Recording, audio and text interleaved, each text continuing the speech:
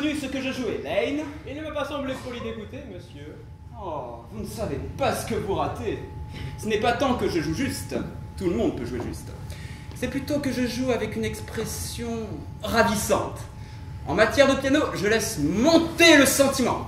Les sciences exactes, je laisse ça pour le reste de la vie. Oui, monsieur. Tiens, en parlant de sciences exactes, avez-vous préparé les petits sandwichs au concombre pour Lady Bracknell? Oui, monsieur, les voici. Yeah.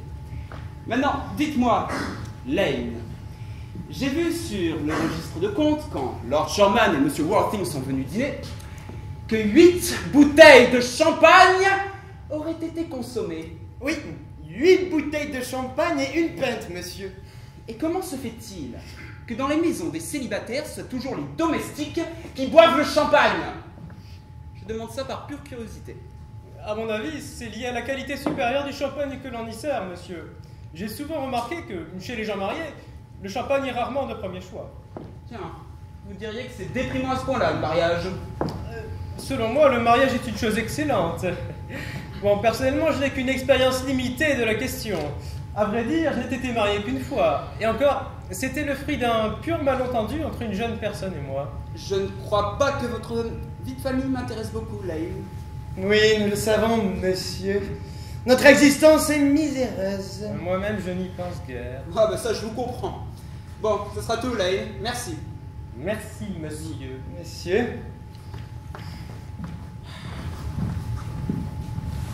Ce Lane a sur le mariage des opinions très élastiques. Vraiment, si les classes inférieures ne nous montrent pas le bon exemple, à quoi servent-elles? Elles semblent n'avoir aucun sens de leur responsabilité morale. Ladies and gentlemen, Mr. Constant Worthing! Constant! Un revenant! Oh, qu'est-ce qui t'amène en ville? Le plaisir, quoi donc? Le plaisir! Oh, 5 heures de l'après-midi, tu t'empiffres comme d'habitude, hein? Attends, excuse-moi, mais dans la bonne société, c'est l'heure du goûter. Oui, enfin peut-être quand on a 8 ans, hein? Toi, tu as disparu depuis jeudi dernier. Tu étais où? Ben, la campagne. Oh, quelle horreur! Et pour faire quoi? Écoute, quand on est en ville, c'est pour s'amuser soi. Quand on est à la campagne, c'est pour amuser les autres. Rien de plus assommant. Et tu amuses qui? Des voisins. Ah bon? Il y a des voisins fréquentables dans ce coin-là du Shropshire. Ne m'en parle pas. Tous des connards. Non, je ne parle à personne. Ça peut drôlement les amuser. Attends, le Shropshire, c'est bien là où tu vas, oui? Quoi, le Shropshire? Oui, bien sûr, oui. Ne me dis pas que tu y vas pour la chasse au renard! Renard? Non, mais quoi, mais tu plaisantes? Ben encore heureux. Franchement, tous ces snobs de Londres lancés après cette malheureuse bête, c'est l'imbuvable à la poursuite de l'immangeable. Mais non, pas de renard pour moi, regarde. Non, mais attends, mais c'est quoi toutes ces tasses et ces sandwichs au concombre? Non, mais franchement, regarde, une telle débauche de luxe chez un si jeune homme. Mais tu attends déjà pour le thé, c'est qui? Oh, tout simplement Tante Augusta. Et Gwendoline. Gwendoline? Oh, mais c'est génial! Oh, oui. Enfin, pas tant que ça quand même, hein. Et puis, je ne suis même pas sûr que Tante Augusta sera très ravie de te trouver là. Non, mais enfin, pourquoi? Mais mon cher, la manière dont tu flirtes avec Gwendoline est absolument abjecte. Presque aussi abjecte que la façon dont Gwendoline flirte avec toi. Mais regarde, je suis fou amoureux de Gwendoline. Et je suis venu à Londres exprès pour la demander en mariage. Ah bon? Bah, attends, tu m'as dit que c'était pour le plaisir. Alors qu'en fait, c'est pour des affaires. Faudrait savoir ce que tu veux. C'est pas possible d'être aussi peu romantique. Attends, je ne vois pas ce qu'il y a de romantique dans une demande en mariage. C'est tout à fait romantique d'être amoureux. Mais rien n'est moins romantique qu'une proposition aussi contractuelle, même si elle est acceptée. D'ailleurs, en général, elle l'est. Et alors là, adieu la romance. L'essence même de l'amour, c'est l'incertitude. Si un jour je me mariais, je ferai très vite pour oublier. J'oublierai très vite que j'en ai formulé la demande. Oh, mais ça, je n'en doute pas, mon cher. À croire que les tribunaux de divorce ont été inventés pour les gens comme toi, franchement. Écoute, c'est une évidence. Le divorce est un don du ciel. Un point, c'est tout. Un don du ciel, allez. S'il te plaît, ne touche pas au sandwich au concombre. Ils ont été préparés spécialement pour Tante Augusta. Non, mais tu te moques de moi, en fait, tu n'arrêtes pas d'en manger depuis tout à l'heure. Non, mais moi, c'est différent. C'est ma tante. Tiens, tu n'as qu'à prendre des toasts avec du beurre. Elles sont pour Gwendoline. Elle en raffole. Et pas n'importe quel toast et pas n'importe quel beurre, hein. s'il te plaît, ne mange pas comme si tu allais tout avaler. Tu te comportes comme si tu étais déjà marié avec elle. Tu ne l'es pas encore, et à mon avis, tu ne le seras jamais. Non mais comment tu peux dire ça? D'abord, les filles n'épousent pas les hommes avec qui elles flirtent. C'est absurde. Elles pensent que ce n'est pas correct. C'est absurde. Mais pas du tout! C'est une vérité. Et puis cela explique l'incroyable nombre de célibataires que l'on trouve partout. Et puis, je ne donne pas mon consentement. Ton consentement? Mon cher, Gwendoline est ma cousine germaine. Et avant que je permette le mariage, tu vas devoir t'expliquer sur le mystère Cécilia. Quoi? Cécilia? Non, attends, mais qu'est-ce que tu racontes, Aldi? Mais non, attends, c'est quoi cette histoire de Cécilia? Mais je ne connais personne du nom de Cécilia. Lay! Oui, monsieur. Approche. Apportez-moi l'étui à cigarette que monsieur Worthy a laissé dans le fumoir la dernière fois qu'il est venu dîner ici. Oui, monsieur. Parce que c'est toi qui avais mon étui à cigarette pendant tout ce temps. Non mais, franchement, non, mais tu aurais pu me le dire, en fait. J'ai écrit des lettres désespérées à Scotland Yard, j'ai même failli ouvrir une vraie récompense. Oh, bah alors ça tu devrais. Justement, attends, non, ouais, je suis à sec. Non, mais c'est ridicule d'offrir une récompense quand le truc a été retrouvé. Ce n'est pas vraiment chic de ta part, mon cher Constant, je dois bien l'avouer. Mais bref, ça n'a aucune importance. Puisque l'inscription que je vois dans l'étui montre bien qu'il n'est pas à toi. Mais enfin, Garnon, mais tu m'as vu avec 100 fois, tu le sais bien, Et puis tu n'as pas le droit de lire ce qu'il y a écrit dedans. Non mais, attends, c'est très mal poli de lire les inscriptions des étuis à cigarettes privées des gens. Alors là, permets-moi de te dire que c'est absurde d'avoir des attitudes aussi rigides sur ce qu'on a le droit de lire ou non. Plus de la moitié du bagage culturel de l'homme moderne repose sur des choses qu'on n'a pas le droit de lire. Non mais, je n'ai pas envie de discuter du bagage culturel de l'homme moderne avec toi, en fait. Ce ne sont pas des choses dont on parle en public. Hein. Je voudrais simplement récupérer mon étui à cigarette. Ah oui, certainement. Mais sauf que ce n'est pas le tien. Ah non. Cet étui est un cadeau d'une personne prénommée Cécilia. Et tu m'as bien dit que tu ne connaissais personne de ce nom. Bon, mais si tu veux tout savoir, Cécilia se trouve être ma tante. Ta tante? Ah, oui, c'est une charmante vieille dame par-dessus le marché. Elle vit à Tunbridge Wells. Allez, rends-moi l'étui. Oui. Mais pourquoi ta tante s'appelle-t-elle elle-même Petite Cécilia? Hein? De la part de la petite Cécilia avec son affection la plus vive. Enfin, mais qu'est-ce que ça prouve? Il y a des tantes qui sont grandes, d'autres qui sont petites. Enfin, c'est quand même une question qu'une tante a le droit de décider d'elle-même, je pense. Hein. Mais enfin, tu sembles croire que toutes les tantes doivent être exactement comme la tienne. C'est absurde. Regarde, rends-moi les cigarettes. Oui. Mais pourquoi diable une tante appellerait-elle oncle son propre neveu? Hein? Attends. De la part de la petite Cécilia avec son affection la plus vive pour son cher oncle Jack. Bon, il n'y a pas d'objection, je l'admets, à ce qu'une tante soit une petite tante. Mais pourquoi une tante, quelle que soit sa taille, appellerait-elle oncle son propre neveu? Moi, ça me dépasse. En plus, ton nom n'est pas du tout Jack, c'est Constant. Pas du tout. Je m'appelle Jack, voilà. Tu m'as toujours dit que c'était Constant? Je t'ai présenté à tout le monde sous le nom de Constant. T'as une tête de t'appeler Constant. Tu as l'air de t'appeler Constant. Tu réponds au nom de Constant. Tu es l'homme qui a l'air le plus constant que j'ai jamais vu. C'est absurde de dire que ton nom n'est pas Constant. Mais écoute, je m'appelle Constant quand je suis en ville et Jack quand je suis à la campagne. Et l'étui à cigarette, on me l'a offert à la campagne. Peut-être. Mais ça n'explique toujours pas pourquoi ta petite tante Cécilia, qui vit à Tunbridge Wells, t'appelle oncle. Allez, mon vieux, tu ferais mieux de tout déballer. Crache le morceau. Je dois avouer que je t'ai toujours considéré comme un bumberiste. Quoi. Et maintenant, j'en ai la preuve. Quoi? Un bumberiste? Non mais c'est quoi ça? Oh, je te révélerai le sens caché de ce néologisme incomparable quand tu m'auras dit pourquoi tu es Constant en ville et Jack à la campagne. Bon, d'accord. Mais d'abord, tu me rends mon étui à cigarette. Tiens. Maintenant, j'écoute tes explications. Et s'il te plaît, fais-les bien improbables. Mais mon vieux, mais il n'y a rien de bien improbable dans les explications. En fait, elles sont même plus ce qu'il y a de plus banal. Le vieux Thomas Cardew, qui m'a adopté quand j'étais petit, m'a fait par testament tuteur de sa petite fille, Cécilia Cardew. Cécilia, qui m'appelle son oncle pour des raisons de respect que tu sembles incapable de comprendre, habite chez moi, à la campagne, sous la houlette de son admirable gouvernante, une certaine mademoiselle Prisme. Et où est cette campagne? Non mais enfin, mais ça ne te regarde pas, c'est pas comme si j'allais t'y inviter. Contente-toi de savoir que ce n'est pas dans le Shropshire. Mais ça, je m'en doute bien, mon vieux. J'ai bumberisé dans le Shropshire 2 fois auparavant, je connais par cœur. Mais donc, continue. Pourquoi Constant en ville et Jack à la campagne? Écoute, je ne suis pas sûr que tu sois capable de comprendre mes vraies raisons. Tu manques un petit peu d'esprit de cercle. Quand on est le tuteur de quelqu'un, on doit se comporter avec une grande rigueur morale, parfaitement sur tous les points. Et comme la grande rigueur morale est incompatible, comme tu l'imagines, et avec la santé, et avec le plaisir, eh bien, afin de continuer mes petites virées à Londres, pour venir te voir par exemple, eh bien, je me suis inventé un jeune frère, prénommé Constant, et qui trouve toujours le moyen de se fourrer dans les coups pas possibles.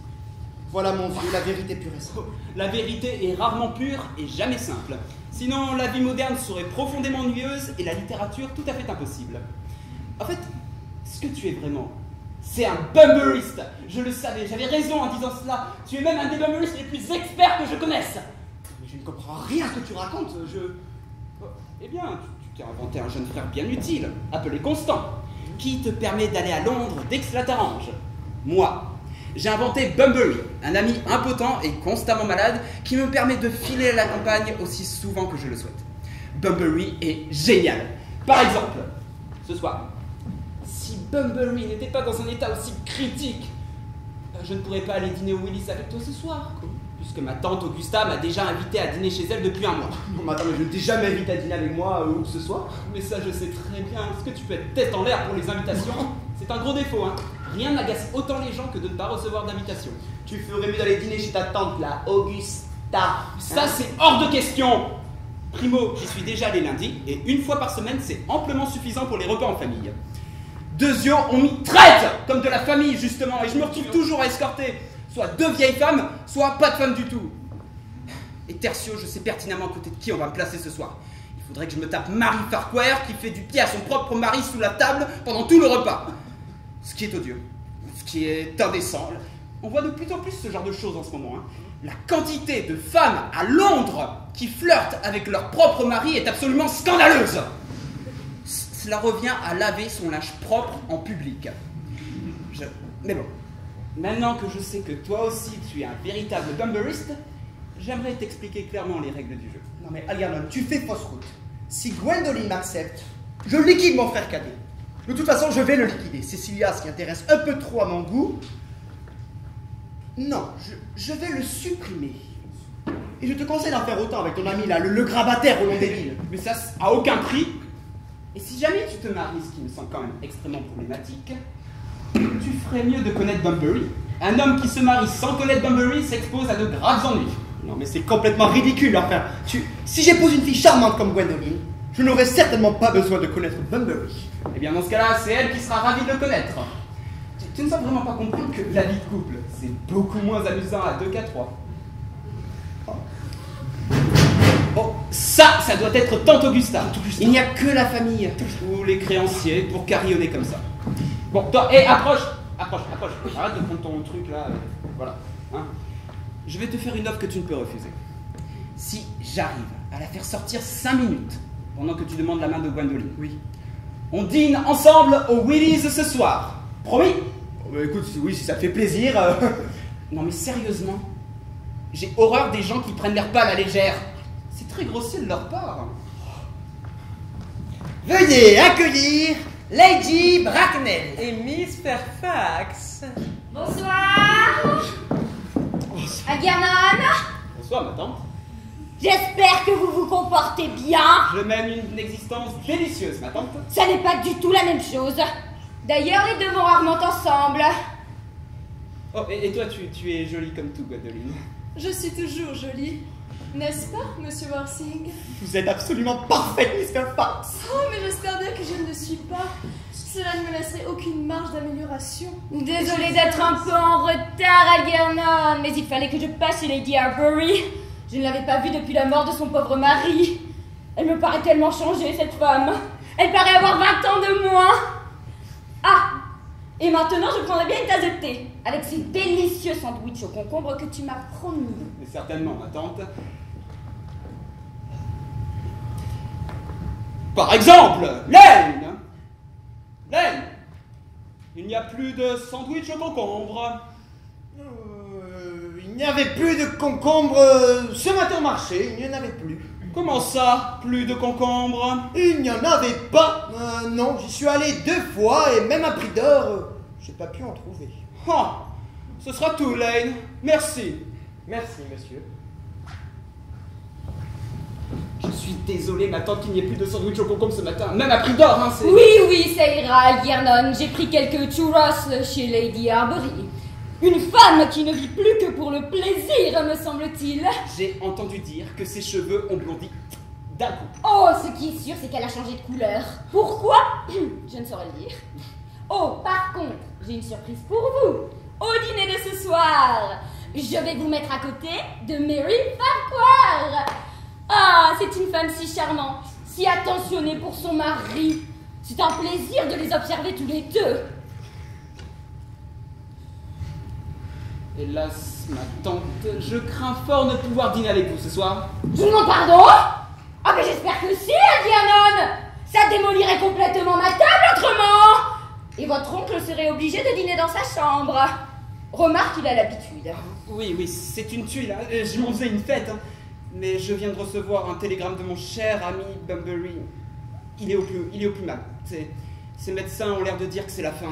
Ce monsieur Bunbury semble affligé d'une santé particulièrement mauvaise. Ça ouais, on peut dire que ce pauvre Bunbury n'a pas de chance. Eh bien, si vous voulez mon avis, il serait grand temps que ce monsieur Bunbury se décide à savoir s'il veut vivre ou mourir. Cette valse hésitation est absurde. D'ailleurs, je n'approuve pas du tout cette sympathie moderne pour les malades. Je trouve cela morbide. Oh, par contre, je vous serais très reconnaissante de prier monsieur Bunbury de ne pas avoir de rechute pour samedi. Je compte sur vous pour organiser ma soirée musicale. Je lui parlerai s'il veut bien. Après, je suis sûr que d'ici samedi, il ira mieux. Le problème avec la musique, c'est que quand on joue juste, les gens n'écoutent pas. Et quand on joue faux, les gens ne parlent pas. Donc Mais je vous ai concocté un petit programme que je vous invite à voir avec moi dans la pièce d'à côté. Oh, mais c'est très gentil à vous, Algernon. Je suis sûre que ce sera parfait. Après quelques modifications. Par exemple, je ne peux pas supporter les chansons françaises. Les gens trouvent toujours qu'elles sont indécentes. Ou alors ils rient, ce qui leur donne l'air idiot. Par contre, les chansons allemandes sont tout à fait respectables. C'est mon avis. Bon allez, allons-y. Gwendoline, venez avec moi.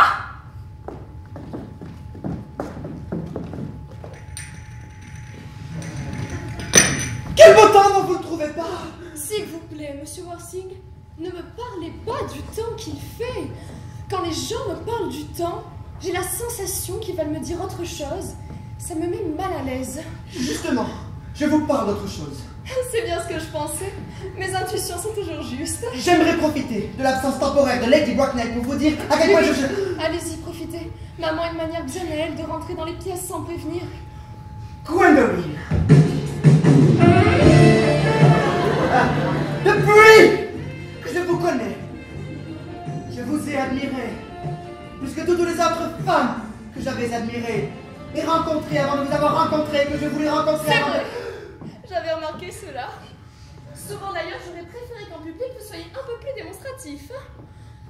Vous m'avez toujours fasciné. J'espère que vous le savez, Mr. Worsing, mais nous vivons à l'âge de l'idéal. Tous les plus grands magazines londoniens le disent, et il paraît que ça touche même les gens de la campagne. Et mon idéal à moi a toujours été d'aimer un homme du nom de Constant.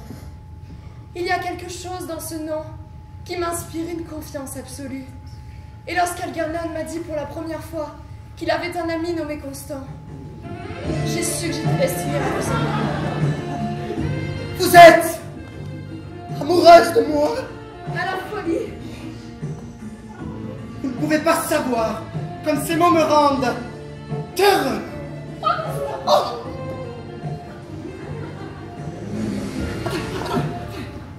Vous ne voulez pas dire que vous ne pourrez pas m'aimer si je ne m'appelle pas Constant. Mais puisque votre nom est Constant.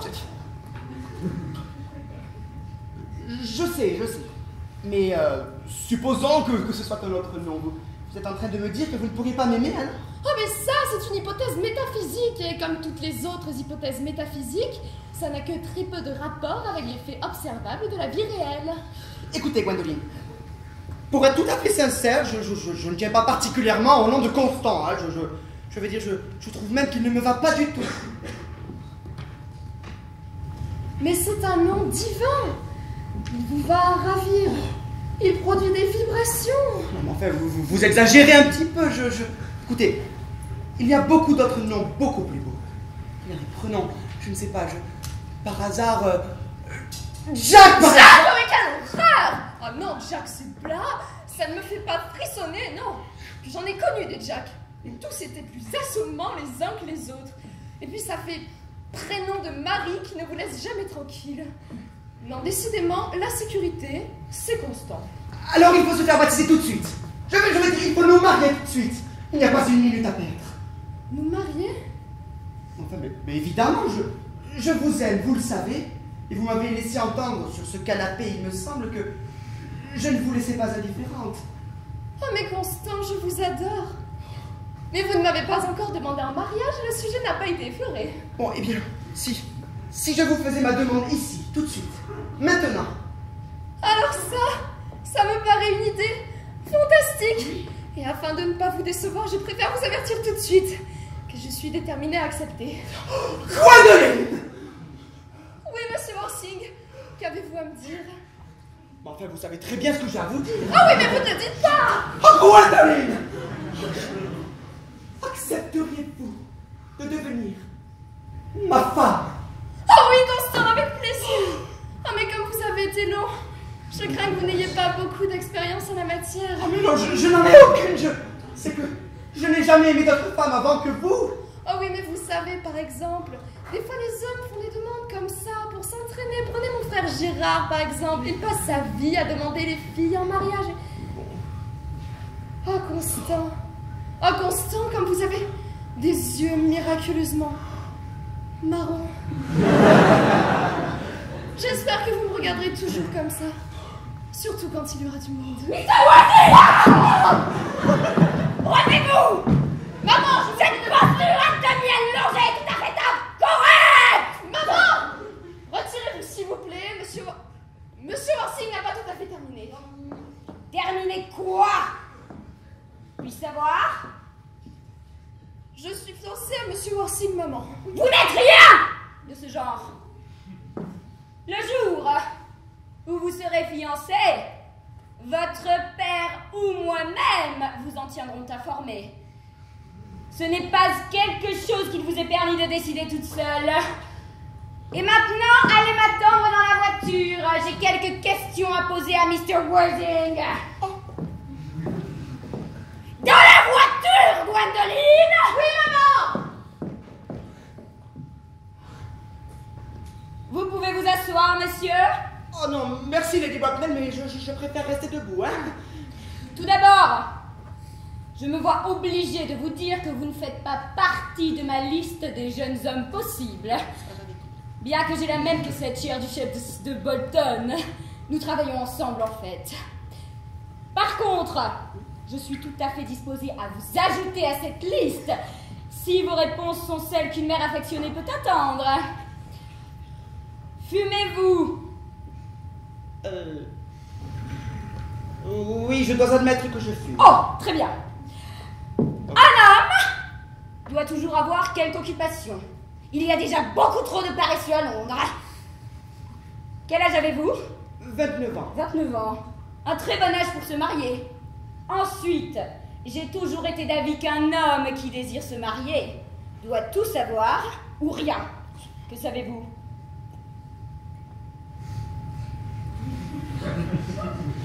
Rien. Ah! C'est parfait. Je déteste tout ce qui altère l'ignorance naturelle. L'ignorance est comme un fruit exotique délicat. On le touche et il pourrit. Toute la théorie moderne sur l'éducation est radicalement stupide. Heureusement, en Angleterre, l'éducation ne produit aucun effet d'aucune sorte. Sinon, il s'en suivrait de graves conséquences pour les classes supérieures. Quel est votre revenu, monsieur? Entre 7 et 8 000 livres par an. En terre ou en placement? En placement, principalement. Très bien.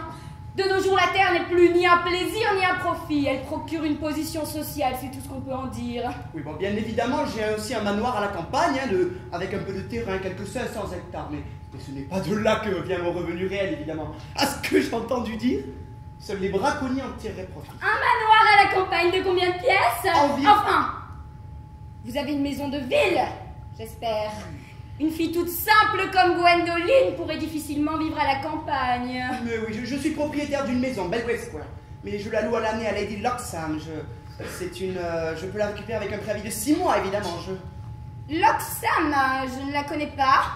Mais elle ne sort que très peu, vous savez, c'est une dame très très âgée. De nos jours, ce n'est pas une garantie de respectabilité. Quel numéro de Belgrave Square? Au 149. Le côté qui n'est pas à la mode? Oh, je savais bien qu'il y avait un hic. Cependant, cela peut facilement s'arranger. Vous voulez dire la mode ou le côté? Mais les deux, s'il le faut, monsieur! C'est dommage que vous tombiez, madame. Quelles sont vos opinions politiques, monsieur? Écoutez, je n'en sais trop rien. Je dirais que je suis un front nationaliste de gauche. Ah, on les compte parmi les centristes. Ils sont invités aux réceptions, ou du moins ils prennent le café avec nous. À présent, nous pouvons passer aux choses moins importantes. Vos parents sont-ils vivants? J'ai perdu mes 2 parents. Perdre un parent, monsieur Worthing, peut être considéré comme un malheur. Mais perdre les 2, ça ressemble fortement à de l'étourderie. Qui était votre père? C'était visiblement un homme fortuné. Était-il issu de l'aristocratie ou du commerce? Écoutez, Lady Bracknell, je n'en sais rien, je le crains. La vérité est que je vous ai dit avoir perdu mes 2 parents. J'aurais plutôt dû dire que ce sont mes parents qui m'ont perdu. En fait, je ne sais rien de ma naissance. Je suis un enfant trouvé. Trouvé! Oui, feu monsieur Thomas Cardew m'a trouvé et m'a donné le nom de Worthing car il avait dans sa poche un billet de première classe pour Worthing. C'est un petit village dans le Sussex. Une petite station balnéaire.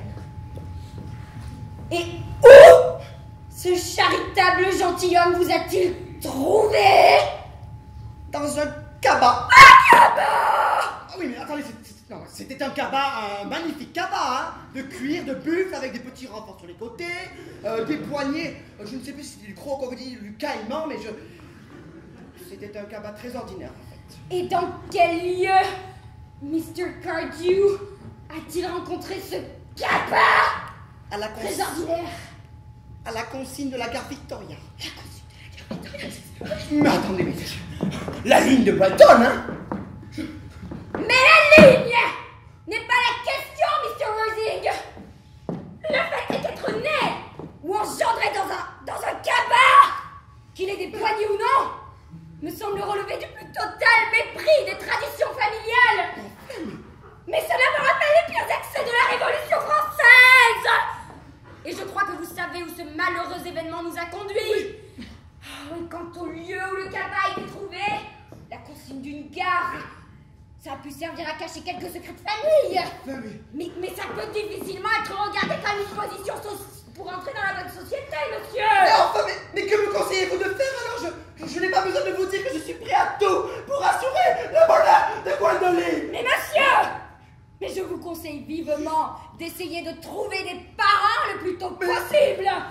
Et de faire un effort pour montrer un parent, quel que soit son sexe, avant la fin de la saison. Non mais écoutez, je ne vois vraiment pas comment je pourrais faire. Peut-être, je pourrais vous présenter le cabas si vous voulez. Je l'ai chez moi, il est chez moi dans un placard.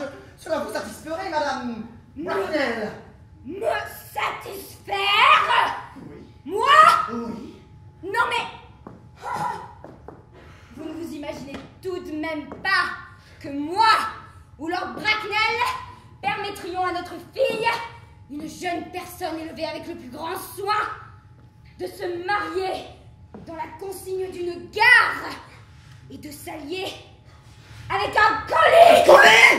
Adieu, Mr. Worthing. Adieu, Lady Bracknell. J'ai oublié mon sac et mon crayon. Adieu, Mr. Worthing. Adieu, Lady Bracknell.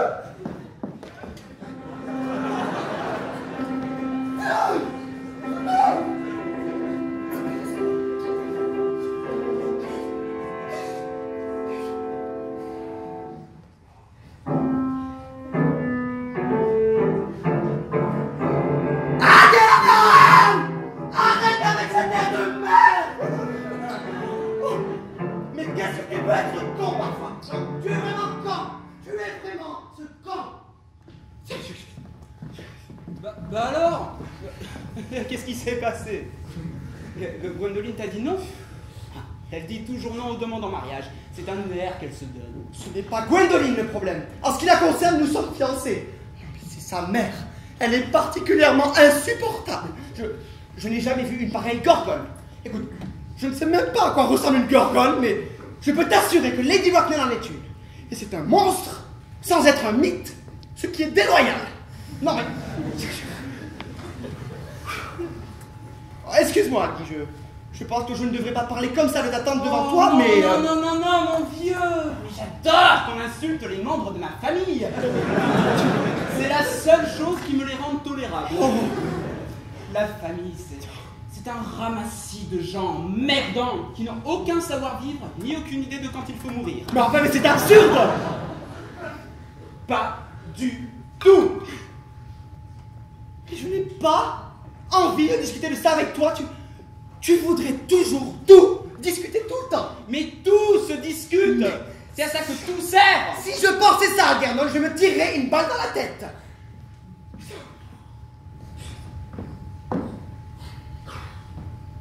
Rassure-moi. Tu ne crois pas que Gwendoline pourrait ressembler à sa mère dans, disons, 150 ans? Toutes les filles finissent par ressembler à leur mère. C'est la tragédie des femmes. Et aucun garçon comme la sienne. Ça, c'est la tragédie des hommes. Non mais tu te crois intelligent? Bah, en tout cas, c'est bien trouvé. Et aussi vrai que n'importe quelle remarque sur notre belle société. J'en ai assez des gens intelligents. Tu ne peux aller nulle part maintenant sans rencontrer des gens intelligents. Dans la rue, des gens intelligents. Partout. C'est devenu un danger public. Pourvu qu'il nous reste quelques idiots. Des idiots? Ah, t'inquiète pas, il en reste là. Oui, mais j'aimerais beaucoup les rencontrer. Mais d'ailleurs, ils parlent de quoi, les idiots? Les idiots? Bon, ils parlent des gens intelligents, naturellement. Mais quels idiots? Ça, ouais. Bah, en fait, tu as dit la vérité à Gwendoline? Sur Constantville, Jacques à la campagne? Mais mon vieux, la vérité n'est pas la chose à dire à une jeune femme comme Gwendoline, enfin. Tu as vraiment des façons bizarres de te comporter avec les femmes. Attends, la seule façon de se comporter avec une femme, c'est de lui parler d'amour si elle est jolie. Et d'en parler à une autre si elle ne l'est pas. Non mais... Tu dis n'importe quoi. Et ton frère, en fait? Tu vas en faire quoi de ton frère? Je compte le liquider d'ici la fin de la semaine. Je vais dire qu'il est mort à Paris d'un traumatisme crânien. Voilà, tout le monde meurt d'un traumatisme crânien comme ça, non? Ça arrive. Oui, mais c'est héréditaire, mon vieux. Ah oui, c'est un truc de famille. Non. Tu ferais mieux de parler d'une mauvaise grippe. Non mais attends, tu es sûr qu'une mauvaise grippe n'est pas héréditaire? Oh, oui, sûr. Oui. Bon, mais très bien. Mon malheureux frère Constant a été emporté à Paris par une mauvaise grippe. Bon débarras. Mais tu n'as pas dit que Cecilia Cardew s'intéressait de près à ton pauvre frère Constant. Ne va-t-elle pas être très très triste si elle meurt? Mais non, mais Cecilia n'est pas une de ces petites oies rêveuses, une de ces pains-bêches romantiques là. Elle a les pieds sur terre. Écoute, elle a un appétit d'ogre, elle fait de longues balades et elle n'écoute rien aux leçons que je lui fais donner. Ouais, j'aimerais beaucoup la rencontrer. Non, mais ça tu ne risques pas, enfin. Elle est très très jolie, elle n'a que 18 ans. Et Gwendoline sait que tu es le tuteur d'une très très jolie jeune fille d'à peine 18 ans? Mais mon vieux, ne dis pas ça comme ça, enfin Et puis, je suis sûr que Gwendoline et Cecilia vont s'apprécier dès la première minute. Écoute, je suis prêt à parier avec toi qu'au bout de 2 heures, elles se traiteront comme 2 sœurs. Il faudra d'abord qu'elles se traitent de pas mal d'autres noms avant de se traiter comme 2 sœurs. Bon, maintenant, si tu veux qu'on aille dîner au Willis ce soir, il faut aller s'habiller. Tu as vu qu'il était presque 7 heures. Il est toujours presque 7 heures avec toi. Eh oui, je meurs de faim. Algernon, de toute façon, tu as toujours faim. Tu voudras faire quoi après le dîner? Rien. Oh, c'est fatigant de rien faire. Mais bon, moi, ça ne me dérange pas de faire des efforts surhumains pourvu que ce soit en pure perte. Miss Fairfax. Gwendoline! Qu'est-ce que tu fais là? Algernon, si tu veux bien te retourner 1 minute, j'ai quelque chose de très privé à dire à Monsieur Worsing. Non, ça, je ne crois pas que ça va être possible. Je ne peux pas le permettre. Pourquoi tu choisis toujours l'attitude la plus immorale envers la vie des autres? Ma chérie. Constant, on ne va pas pouvoir se marier tout de suite. Quand je vois la tête que fait maman, peut-être qu'on ne se mariera jamais.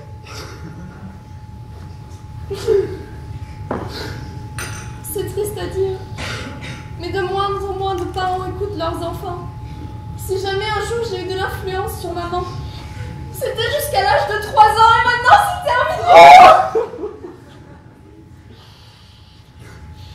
Mais je voulais vous dire que même si je dois épouser quelqu'un d'autre, même si je dois me remarier plusieurs fois, Pourquoi? mon cœur vous appartiendra toujours. Ma chérie, je vous attends. Le récit romanesque de vos origines, même ponctué par les commentaires désagréables de ma mère, a fait vibrer en moi des cordes profondes. Votre nom de baptême exerce une fascination irrésistible. J'ai votre adresse à la campagne. Non, à la ville. Et c'est celle de la campagne qu'il me faut. Le vieux manoir. Walton. Hertfordshire. La poste marche bien, j'espère. Nous allons devoir prendre des mesures d'urgence, d'exception. Exception. Je vous écrirai tous les jours. Je vous adore, Gwendoline. Vous êtes à Londres jusqu'à quand? Jusqu'à lundi. C'est bon, Algernon, tu peux te retourner. Mais je suis déjà retourné. Permettez-moi de vous raccompagner jusqu'à votre voiture, ma chérie. Volontiers. Mon ami, je vais raccompagner Miss Fairfax à sa voiture. Eh bien, monsieur. Un verre de Porto, Lane. Eh bien, monsieur. Demain, je compte partir bumbleiser Oui, à la monsieur. campagne. Je ne serai pas de retour avant mardi, donc préparez mes affaires de bumbleiste, mon smoking, mon costard à la totale. Oh, comme vous voulez, monsieur. J'espère que demain nous aurons une belle journée. Ce n'est jamais le cas, monsieur. Lane, vous êtes un pessimiste. Oh, c'est une fille de tête, une intellectuelle. J'en suis sûr. Je n'ai jamais été aussi amoureux. Enfin, mais qu'est-ce que t'as à rire comme ça, toi? Non, non, je me faisais juste du souci pour ce pauvre Bunbury. Oh, tu ferais mieux de faire gaffe avec ton Bunbury, toi. Il va t'attirer dans de sérieux ennuis, un de ces quatre. Oh, mais mon vieux, j'adore les ennuis. Il n'y a que ça qui ne soit pas sérieux. C'est complètement absurde, non, mais tu ne dis que des absurdités. Mais avoue que je suis le seul. Et c'est ça qui te plaît, non?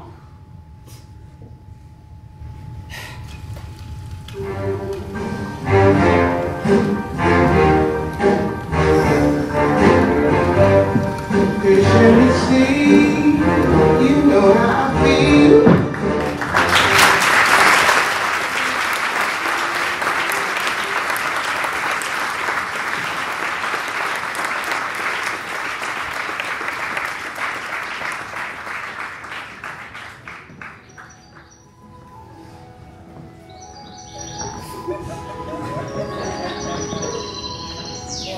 Petite bergère, je te ferai bien un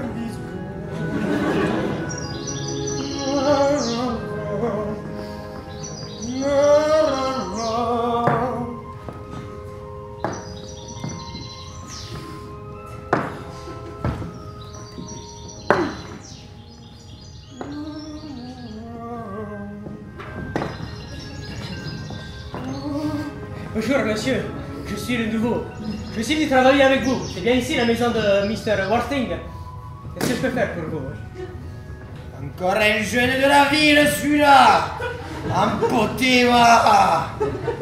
Mais je viens pas de la campagne, moi, hein. Je viens de... Ici, de la campagne, en fait. De Booseyshire. Et 150 de vaches, 36 habitants, 28 moutons et 38 porcs. Bientôt 39, ma sœur est enceinte. 2 mois, et c'était un accident. Écoute-moi bien, mon petit. Je vais te faire un petit quiz. Hein? Dis-moi, comment est-ce qu'on raboure un champ de topinambour? Pour ça, faut pas mettre la charrue avant les bœufs. Et dis-moi, quelle est la partie la plus sensible d'une vache? C'est mamelle. Il convient de bien les malaxer pour avoir du bon lait. Ben, tu vas travailler avec moi dans cette ferme, ok? Bien. Et sinon, ça fait combien de temps que t'es là, toi, hein? Tu sais, moi j'ai toujours été ici, hein? Je suis sorti 58 fois exactement. Tous les mois de février, pendant la pleine lune, je vais à la foire agricole de Coin-Coin-Shire. Un très bon coin-coin, ça. Et j'en profite pour ramasser le foin acheter des vaches et des bourres pour l'année. Matera, celle-là, hein? Une fausse bouffeuse de foin, bouffeuse de pâquerettes. Ah! C'est quoi ces trucs-là, hein? Ah, du boulot, Étale-moi ça, oui, tu as très bien compris ton boulot, allez. Faut s'inventer du travail ici, il n'y en a pas trop. Allez. Ça fera bucolique, ils aiment ça, les petits cons. Là. Allez. C'est un prêt, tout ça. Bon, allez, au boulot maintenant, hein.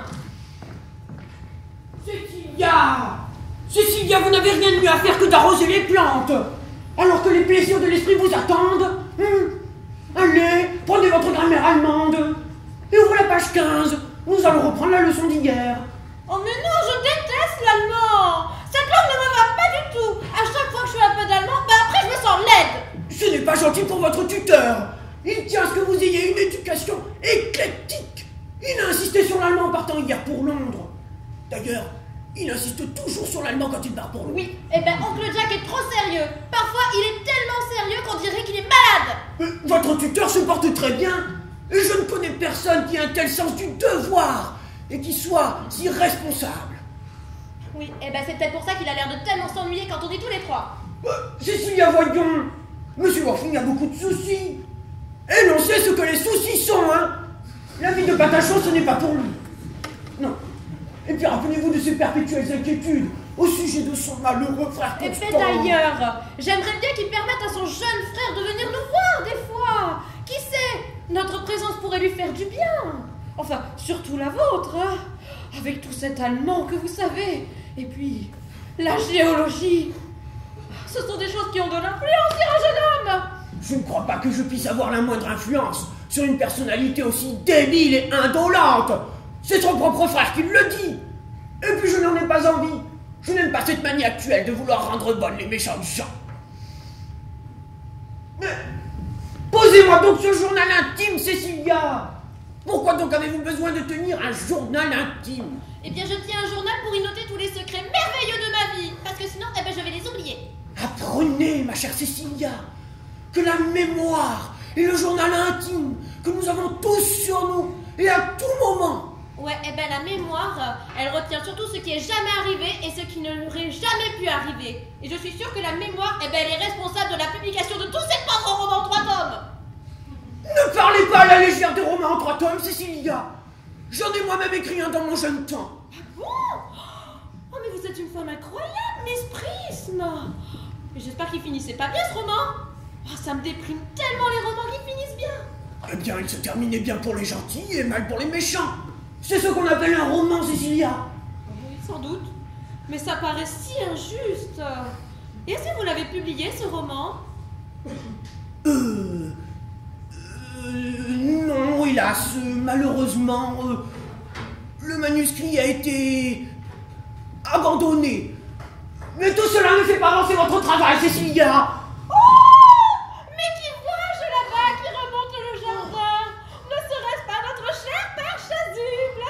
Oh, Père Chasuble, quel plaisir de vous voir. Eh bien, comment allons-nous ce matin? Mademoiselle Prisme, vous allez bien, j'en suis sûr. Non. Elle se plaignait à l'instant d'un léger mal de tête. Et je pense qu'une petite promenade avec vous lui ferait le plus grand bien. Enfin, Cécilia, je n'ai jamais parlé de mal de Oh, mais tête. je le sais bien.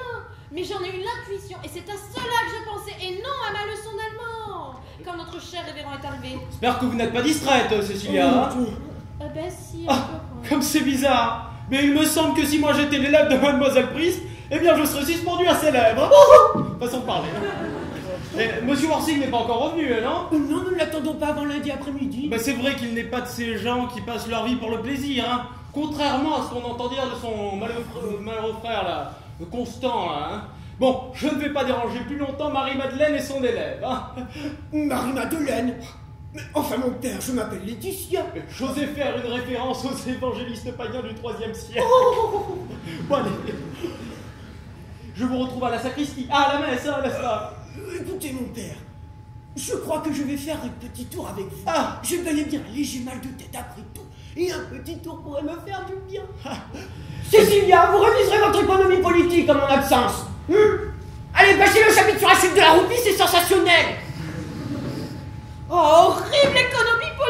mathématiques, et affreux géographie, et surtout détestable allemand.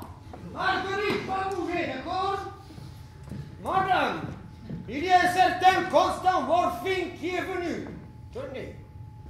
Constant Worthing, mais c'est le frère de mon oncle. Vous lui avez dit que Monsieur Worthing était à Londres? Il avait l'air drôlement déçu, oui, en effet. Je lui ai dit que vous étiez avec mademoiselle Prisme dans le jardin. Il m'a dit qu'il avait besoin de vous voir. Vous seul. Ça pressait, que ça pouvait pas attendre. Oh, mais dites-lui de me rejoindre ici et dites aussi à Brenda de préparer une chambre au cas où. Bien, mademoiselle.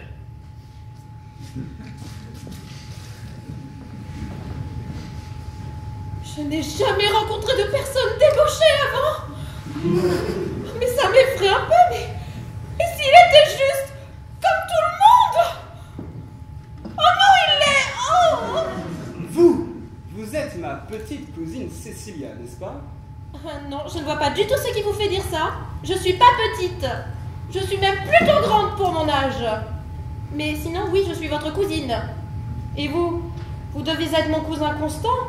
Mon vilain cousin Constant? Non, je ne suis pas si vilain que ça, ma cousine. Non, il ne faut pas que vous croyiez que je sois vilain. Eh bien alors, vous nous avez tous trompés sur toute la ligne si vous l'êtes pas. Mais j'espère que vous ne menez pas une double vie, prétendant être un jeune homme débauché, alors qu'en fait vous êtes tout à fait comme il faut. Ce serait vraiment très hypocrite. Non, croyez-moi, je ne suis pas du tout comme il faut. À la bonne heure. En fait, maintenant que vous le dites, je mène plutôt une vie de débauché. Je ne m'en vanterais pas si j'étais vous, même si ça a l'air très amusant. Beaucoup moins amusant que d'être ici avec vous. Et d'ailleurs, je ne comprends pas la raison de votre présence ici. Mon oncle ne va pas rentrer avant lundi soir. Oh, c'est pas de chance. Je dois repartir lundi matin par le premier train. J'ai un rendez-vous d'affaires que je dois absolument rater. Mais ne pourriez-vous pas rater ce rendez-vous d'affaires en étant ailleurs qu'à Londres? Non. Voyez-vous, le rendez-vous est à Londres.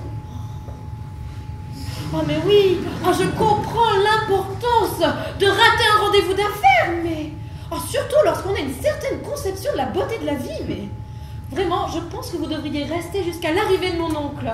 Il voudrait vous parler à propos de votre émigration. Ma quoi? Votre émigration? Il est parti vous acheter une tenue. Ce n'est certainement pas lui qui va aller acheter mes tenues. Ah non, il n'a aucun goût pour choisir une cravate. Mais ne vous inquiétez pas, vous n'aurez pas besoin de cravate là-bas, puisqu'il vous envoie en Australie. En Australie? Plutôt crevé, oui. Mais il disait ça pas plus tard qu'au repas de mercredi soir, que vous devriez choisir entre ce monde-ci, l'autre, ou bien l'Australie, qu'il n'y avait rien à faire. Ce que j'ai entendu dire sur l'Australie, et l'autre monde n'est en guère encourageant. Je crois, ma chère cousine, que ce bas monde-ci sera assez bien pour moi. La question est plutôt, serez-vous assez bien pour lui? Non, et voyez-vous, c'est tout le problème. Mais je compte sur vous pour m'instruire. Je voulais que cela devienne votre mission, en fait. C'est dommage, mais cet après-midi, je n'aurai pas le temps. Oh, eh bien, dans ce cas-là, est-ce que cela vous ferait plaisir si je m'instruisais moi-même, tout seul, là, comme ça? Vous pouvez toujours essayer, mais c'est un peu batailler contre des moulins. Oui, mais pourquoi pas, en effet. Je me sens déjà plus pur. Et pourtant, vous n'en avez pas l'air. Ça, c'est parce que je meurs de faim. Oh, pardon! J'avais complètement oublié que quand on entreprend des changements radicaux, il faut manger des repas copieux à heure fixe. Accompagnez-moi à l'intérieur. Merci. Mais pourrais-je d'abord avoir une fleur pour ma boutonnière? Je n'ai aucun appétit tant que je n'ai pas une fleur à la boutonnière. Une maréchale miel? Non, plutôt une rose blanche. Oh, d'accord. Et pourquoi donc une rose blanche? Eh bien, parce que vous êtes vous-même une rose blanche, ma chère. Je crois que ce n'est pas très correct de me dire ce genre de choses. Miss Prisme ne me dit jamais ça. Eh bien, mademoiselle Prisme doit être une vieille taupe. Vous êtes la jeune fille la plus jolie que j'ai jamais rencontrée. Elle dit aussi que la beauté physique est un piège. C'est un piège où tout homme sensé rêve de tomber. Oui, mais moi ça ne me plairait pas du tout d'attraper un homme sensé. Je ne saurais vraiment pas quoi lui dire.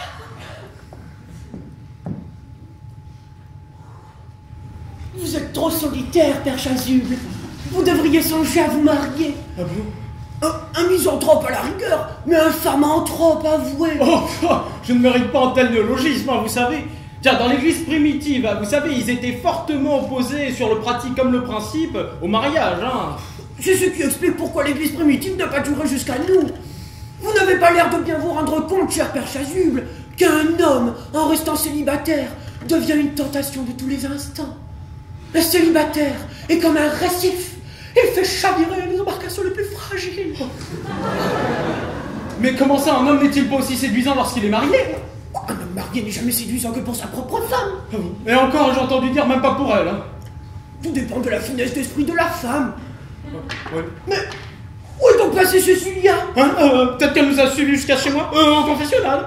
Monsieur Worthing, Monsieur Worthing, pour une surprise, nous ne vous attendions pas avant lundi après-midi. Il a dû rentrer plus tôt que prévu. Bonjour, révérend. Bonjour, cher ami, votre tenue semble annoncer une mauvaise nouvelle. Hein. Mon frère, Encore des dettes et des extravagances. Encore quelques nouvelles rencontres échangistes. mort! Mort! Oh mon Dieu! Complètement. De quelle fin morale? Gageons que ça lui servira de leçon. Mes chers amis, toutes mes condoléances. Hein. Ayez au moins la consolation de savoir que vous êtes toujours comporté avec lui de la meilleure manière possible. Le pauvre Constant, il avait bien des défauts, mais c'est quand même un triste coup. Dites-moi, vous étiez avec lui jusqu'à la fin? Non, il est mort à l'étranger, à Paris pour être exact. J'ai reçu hier soir un télégramme du Grand Hôtel. C'est très triste. Hein. Dites-moi, on connaît la cause de la mort? Mauvaise grippe, apparemment. Mauvaise grippe. L'homme toujours récolte ce qu'il a semé. Mademoiselle Prisme, un peu de charité, voyons. Mais qui n'a jamais fauté? Tenez-moi par exemple. Hein. Et ben j'attrape souvent froid. Dites-moi, on connaît comment aura lieu l'enterrement? Écoutez, il a exprimé la volonté d'être dispersé aux quatre vents. Dispersé aux quatre vents. Preuve qu'il n'avait pas toute sa tête à la fin. Hein. Ah non. Bah écoutez, je peux y glisser une allusion dans le service de dimanche. Hein. Mon sermon sur l'existence du Dahu s'adapte absolument à toutes les situations, vous savez, au baptême, aux communions, aux fêtes de la moisson, L'anniversaire de l'évêque. et même les enfants de cœur. À propos de baptême, mon père, vous êtes en mesure de baptiser, n'est-ce pas? Non, je veux dire, vous savez le faire, vous l'avez déjà fait. C'est malheureusement une des occupations les plus fréquentes du père Chasuble. J'ai souvent eu l'occasion de parler avec les pauvres de la paroisse. Ils veulent des baptêmes à tire-larigot. Je me demande où ces gens trouvent tout cet argent. Bon, dites-moi, vous avez un nouveau-né en particulier, non? Votre frère n'était pas marié, me semble. Ah non, ce n'est pas pour un bébé, mon père. Enfin, je souhaiterais être moi-même baptisé, si ça ne vous dérangerait pas, cet après-midi. Mais comment vous n'êtes pas baptisé? Écoutez, pas que je me souvienne. Ah, mais sérieusement, vous en doutez? Je le crains, je ne voudrais pas que cela vous pose un problème, que vous me trouviez trop vieux ou quelque chose comme ça. Pour moi, vous savez, c'est du pareil au même. Bon, dites-moi, vous avez un horaire en particulier respectez l'aspersion et l'immersion pour les personnes adultes sont parfaitement répondues. Hein. L'immersion? Oui, non, mais pour vous, l'aspersion sera largement suffisante. 15 minutes et c'est plié. Bon, je vous demandais, un horaire vous serait en particulier recommandé, dites-moi. Écoutez, je peux faire un saut sur le coup de Ouais. 5 heures si ça vous va. 5 heures, bah je regarde, attendez. Voilà, 5 heures, écoutez, j'ai un créneau. Ah bah, en même temps, vous aurez deux bébés qui sont nés sur votre propriété. Vous savez, c'est l'union illégitime entre le paysan et cette jeune pucelle dans les airs. Oh non, mais c'est complètement ridicule d'être baptisé avec votre bébé, en fait, non, disons 5h30 si ça vous va. À 5h30, bah écoutez, c'est parfait, 5h30, hein, je retiens. Bon, cher ami, je ne vais pas m'attarder plus longtemps dans une maison en deuil. Ce que je peux vous recommander, c'est de ne pas céder au chagrin. Vous savez, à quelque chose, le malheur est bon. Les voies de la Providence. Pour une fois, les voies de la Providence, elles sont claires.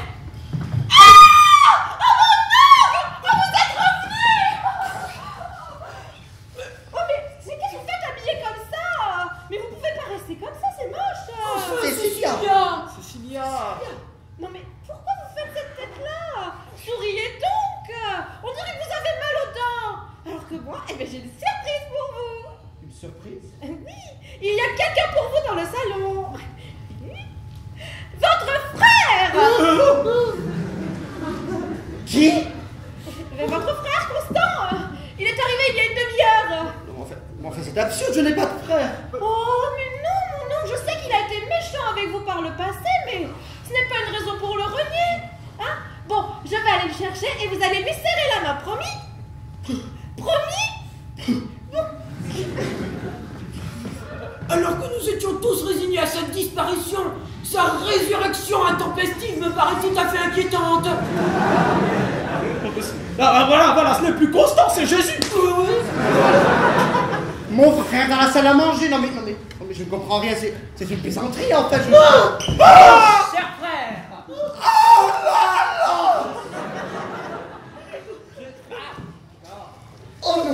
Je suis venu exprès de Londres pour te dire que je me repens. Je me repens sincèrement. Je me repens sincèrement pour tous les soucis que j'ai pu te causer. Et que je compte mieux me conduire à l'avenir envers ta personne. Mon oncle, vous n'allez quand même pas refuser la main tendue de votre frère. Jamais je ne serrerai sa main. C'est déjà une honte qu'il soit ici, et il le sait très bien.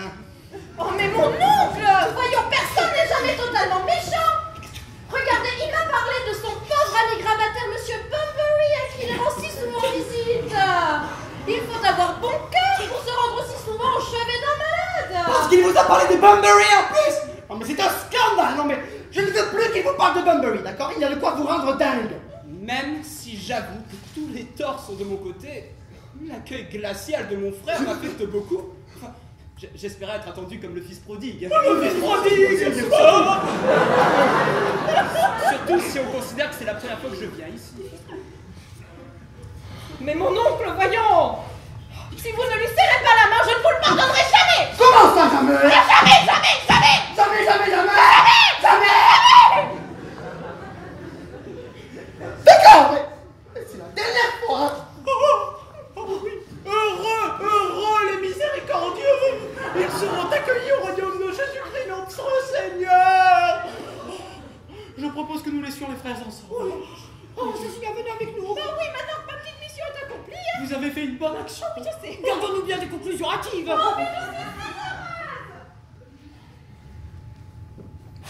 Tu es vraiment ce qu'il y a de pire. Je veux que tu t'en ailles le plus tôt possible. Hors de question que tu viennes Bunbury ici, tu m'entends? Monsieur, j'ai mis tout. J'ai pris toutes les affaires de Monsieur Constant, je les ai mis dans la voiture à côté de la vôtre. Mais comment ça? Eh bien, la charrette était très très chargée, j'ai tout pris. J'ai mis dans la chambre mitoyenne à la vôtre. Oui, monsieur. Il était bien chargé. 3 porte-manteaux, une malle, 2 cartons à chapeau, un panier de pique-nique en osier et pas d'un coupé. Ah oui, je ne compte qu'à rester plus de 8 jours cette fois-ci. Mon ami, il faut réatteler la voiture tout de suite. Monsieur Constant vient d'être rappelé à Londres, il faut qu'il parte sur le champ. Allez, allez. Bien, monsieur. Bien. C'est effrayant à quel point tu es menteur. Je n'ai pas du tout été rappelé à Londres. Bien sûr que si. Je n'ai entendu personne m'appeler. C'est ton devoir de gentleman qui te rappelle. Mon devoir de gentleman n'a jamais interféré avec mes menus plaisirs. Mais tu m'étonnes. En tout cas, Cécilia est très très mignonne. T'as interdit de parler de Cécilia de la sorte. Ça ne me plaît pas du tout. Ah ouais, et moi c'est ton accoutrement qui ne me plaît pas du tout. Oh mais tu t'es vu. Tu ferais mieux d'aller te changer. Hein.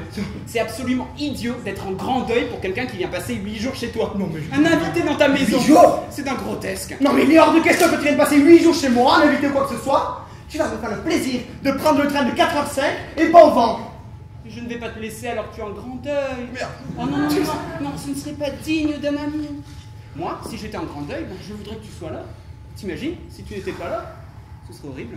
Bon, si je me change, tu partiras. Oui, oui, oui. Mais si ça ne dure pas 1 heure. De toute façon, je ne connais personne qui mette autant de temps pour s'habiller avec d'aussi piètres résultats. Non, mais peut-être, mais c'est toujours mieux que d'avoir l'air de sortir d'un tiroir comme toi. Peut-être ai-je l'air de sortir d'un tiroir, mais je compense avec une immense culture et des trésors de conversation. Algernon, ta vanité est sans borne. Ta conduite scandaleuse et ta présence dans mon jardin totalement absurde. Je veux que tu t'en ailles par le train de 16h05 et bon vent. Ton bunburisme d'aujourd'hui, comme tu dis, aura pour une fois échoué. Pas échoué. Non. Pas échoué du tout. Je suis amoureux de Cécilia. C'est tout ce qui importe. Mais je dois tout de même la revoir avant de partir, histoire d'organiser le prochain bumberisme. Justement, la voilà. Je venais juste pour arroser les fleurs. Je pensais que vous parliez avec mon oncle. Oh non, votre oncle est allé atteler les chevaux pour moi. Il vous emmène en balade? Non, il m'expédie, vous voyez. Nous allons donc être séparés? J'en ai peur. C'est déchirant d'être séparés. Oh oui, surtout de quelqu'un que l'on connaît depuis si peu de temps. L'absence des vieux amis, on s'en remet toujours, mais la séparation, même brève, de quelqu'un que l'on connaît depuis un quart d'heure peut paraître surmontable. La charrette est prête, monsieur. Ne pourrait-elle pas attendre 5 minutes? Eh bien, mademoiselle. Bon, dites donc au cocher de revenir dans 8 jours à la même heure. Eh bien, monsieur. Mon oncle serait très fâché de savoir que vous comptez encore rester 8 jours jusqu'à la même heure, hein. Mais je me fiche de Jack. Je me fiche éperdument du reste du monde. Sauf vous, évidemment. Je vous aime. Voulez-vous m'épouser? Mais bien sûr. Surtout que nous sommes déjà fiancés depuis 3 mois. Depuis 3 mois. Mais oui, cela fera exactement 3 mois ce jeudi. Comment avons-nous fait? Mais en fait, c'est depuis que mon oncle nous a appris qu'il avait un frère cadet qui était un sacripant, et ben, vous êtes devenu l'unique sujet de conversation entre Miss Prism et moi. Et dès qu'on parle beaucoup d'un homme, il devient tout de suite plus fascinant. On se doute qu'il a quelque chose en plus. Vous savez, c'est puéril de ma part, mais je suis tombée amoureuse de vous, Constant. Chérie, mais quand ces fiançailles ont-elles été conclues? Le 25 décembre dernier. Là, c'est que vous ne sachiez même pas que j'existais, et ben j'ai décidé qu'il était temps de faire quelque chose.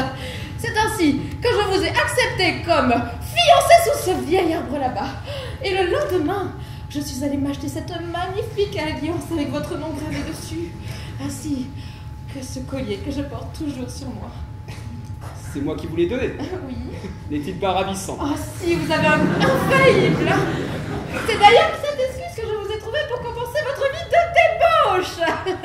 Oh! Et voilà la boîte où je garde toutes vos lettres. Des lettres? Je ne vous ai jamais écrit de ma vie. C'est pas la peine de me le rappeler. C'est moi qui ai dû toutes les écrire moi-même. 3 fois par semaine, voire plus. Oh, eh bien, dans ce cas-là, permettez-moi de les lire. Ah non! Ça vous rendrait beaucoup trop sournois. Les 3 que vous m'avez écrites, lorsque j'ai rompu nos fiançailles, étaient si belles, si pleines de fautes d'orthographe, que je peine encore et toujours à les relire sans pleurer. Parce que nos fiançailles ont été rompues. Ben oui, le 22 janvier dernier. C'est écrit dans mon journal. Vous tenez un journal? Oui. Enfin, c'est plutôt une chronologie de pensées et d'impressions d'une jeune fille. Et à ce titre, c'est juste destiné à la publication, hein. J'espère que vous en commanderez un exemplaire quand ça paraîtra. Oui, évidemment, mais pourrais-je d'abord y jeter un petit coup d'œil? Non. Juste ce petit passage-là. Alors, aujourd'hui, 22 janvier, j'ai rompu nos fiançailles avec Constant. C'est mieux comme cela, hein. Le temps reste beau fixe.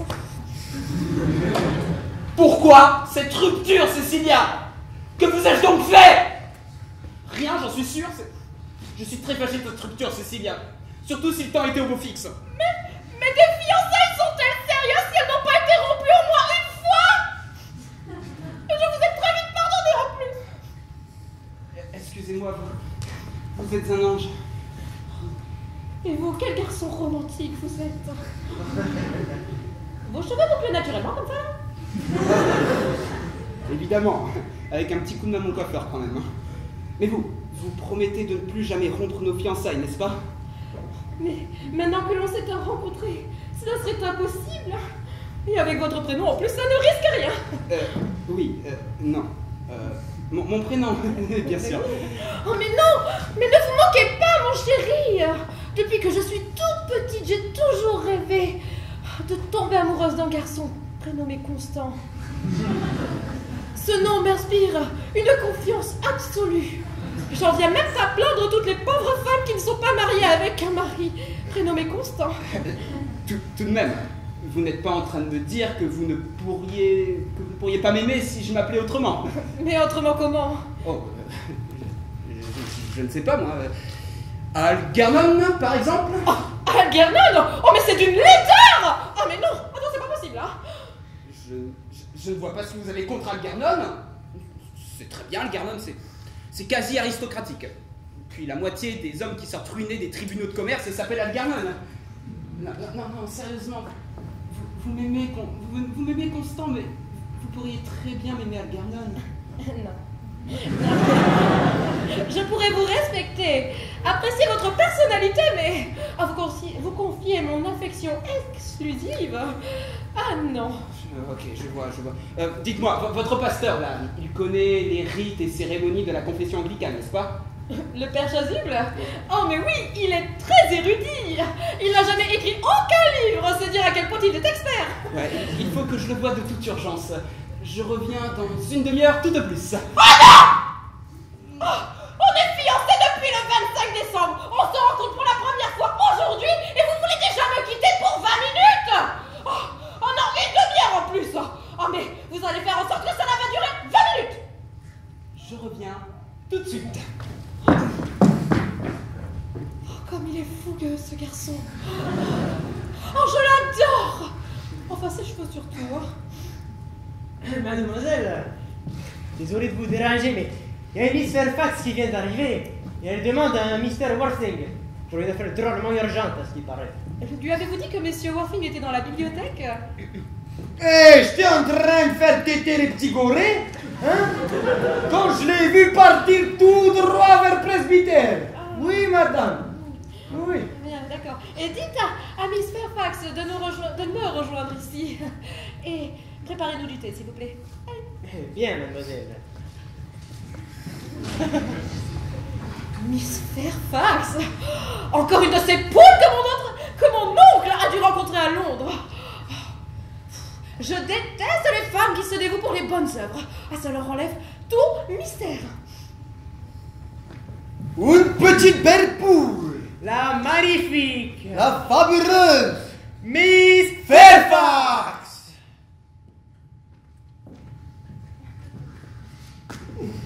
Bonjour, Cecilia Cardew. Cecilia Cardew, quel nom ravissant!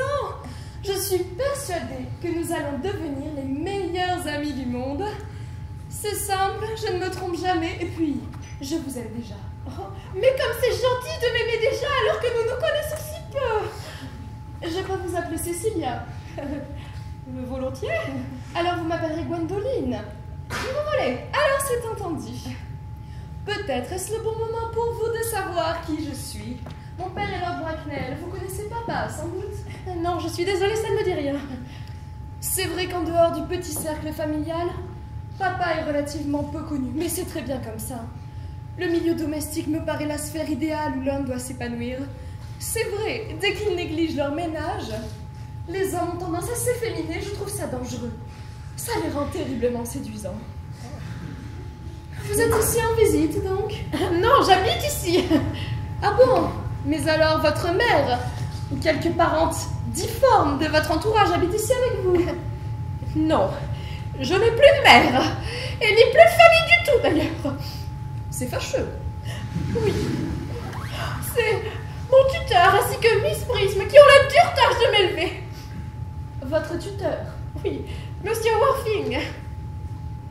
Mais il ne m'avait jamais dit qu'il avait une pupille. Quel cachotier, il devient plus fascinant d'heure en heure. Au demeurant, je ne suis pas sûre que la nouvelle me fasse si plaisir que ça. Entendons-nous bien. Je vous aime beaucoup. Je vous ai aimé dès que je vous ai vu.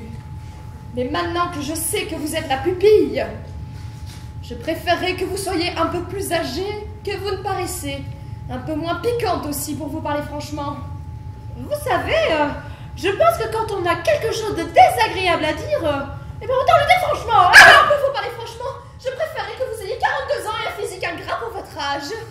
Constant est la droiture et la loyauté même. Il est incapable de tromperie, mais hélas, même les hommes des plus hautes statures morales peuvent être sensibles au charme physique des jeunes personnes. L'histoire ancienne, aussi bien que moderne, regorge d'exemples fâcheux de ce dont je vous parle. En même temps, sans cela, ce serait ennuyeux comme la pluie.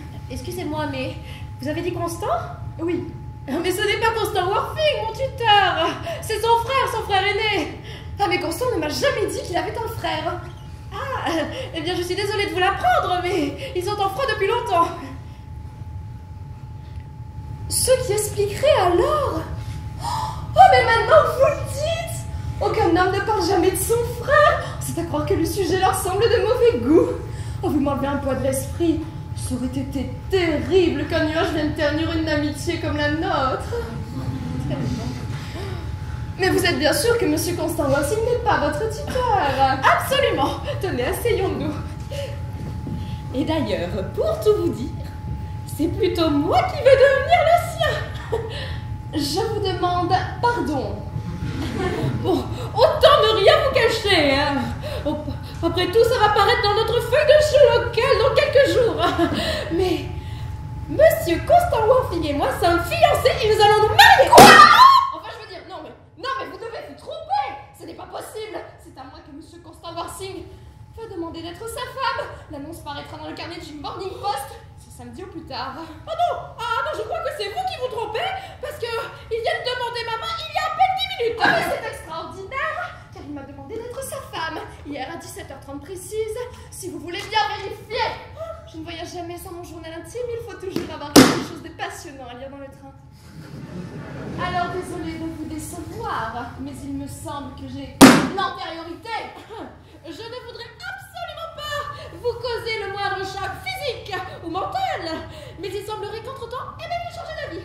C'est le pauvre jeune homme s'est retrouvé piégé par je ne sais quelle promesse. C'est de mon devoir de l'en dégager. Oh, mais si le charrange s'est laissé emberlificoter de la sorte, eh bien nous en rirons ensemble quand nous serons mariés. Pardon, c'est moi, la maléficoteuse. Oh mais comme vous y allez. Oh mais je vous en prie, c'est vous qui avez commencé en disant que j'avais piégé Constant dans des fiançailles. Mais comment osez-vous? Oh, c'est bien la peine de prendre des grands airs comme ça et de faire des simagrées. Moi, j'appelle une chatte un chat. Ah mais ça vous va bien de jouer les chatons. Alors que vous êtes roué comme un vieux matou. Moi je dis pas les masques, mademoiselle. Voici le thé pour vous servir, mesdames. Vous prenez bien du gâteau, ma petite bourrette.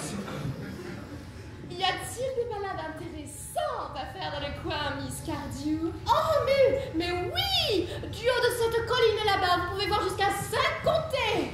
5 comtés. Dieu m'en préserve, je déteste les foules. Oh, mais c'est sans doute pour ça que vous vivez à Londres.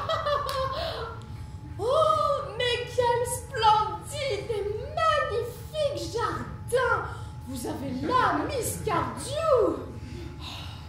Mais comme je suis heureuse qu'il en vous plaise. Oh, c'est fou.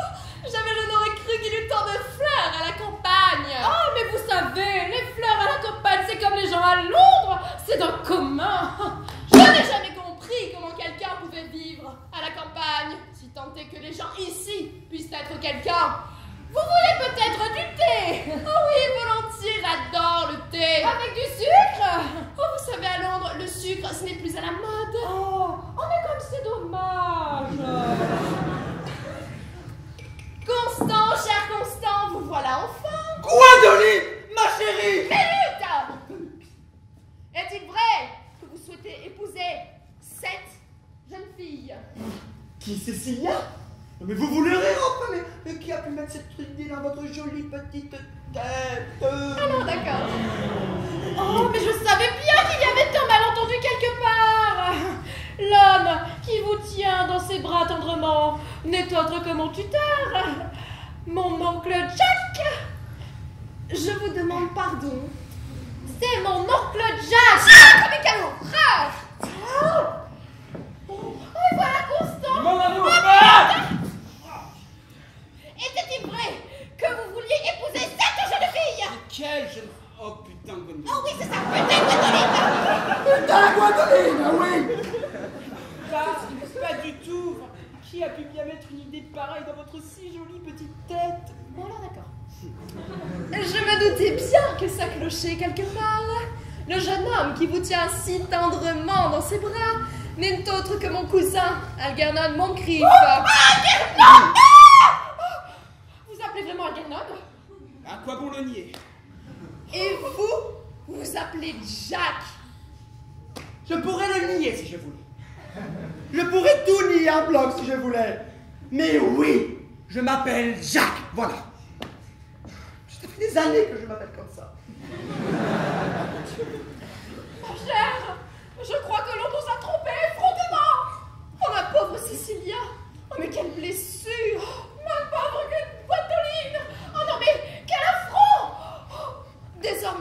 Nous serons sœurs dans l'adversité, vous voulez bien? Oui! Avant un dernier détail, mais c'est vrai ça, monsieur Warsing. Nous sommes toutes les deux censées épouser votre frère Constant. Il n'est donc pas sans importance pour nous de savoir où il se trouve présentement. Gwendoline, Cécilia, je suis désolé d'être contraint de devoir vous dire la vérité. Je ne me suis jamais trouvé acculé à une telle extrémité, c'est nouveau pour moi. Je dois vous avouer que je n'ai pas de frère Constant.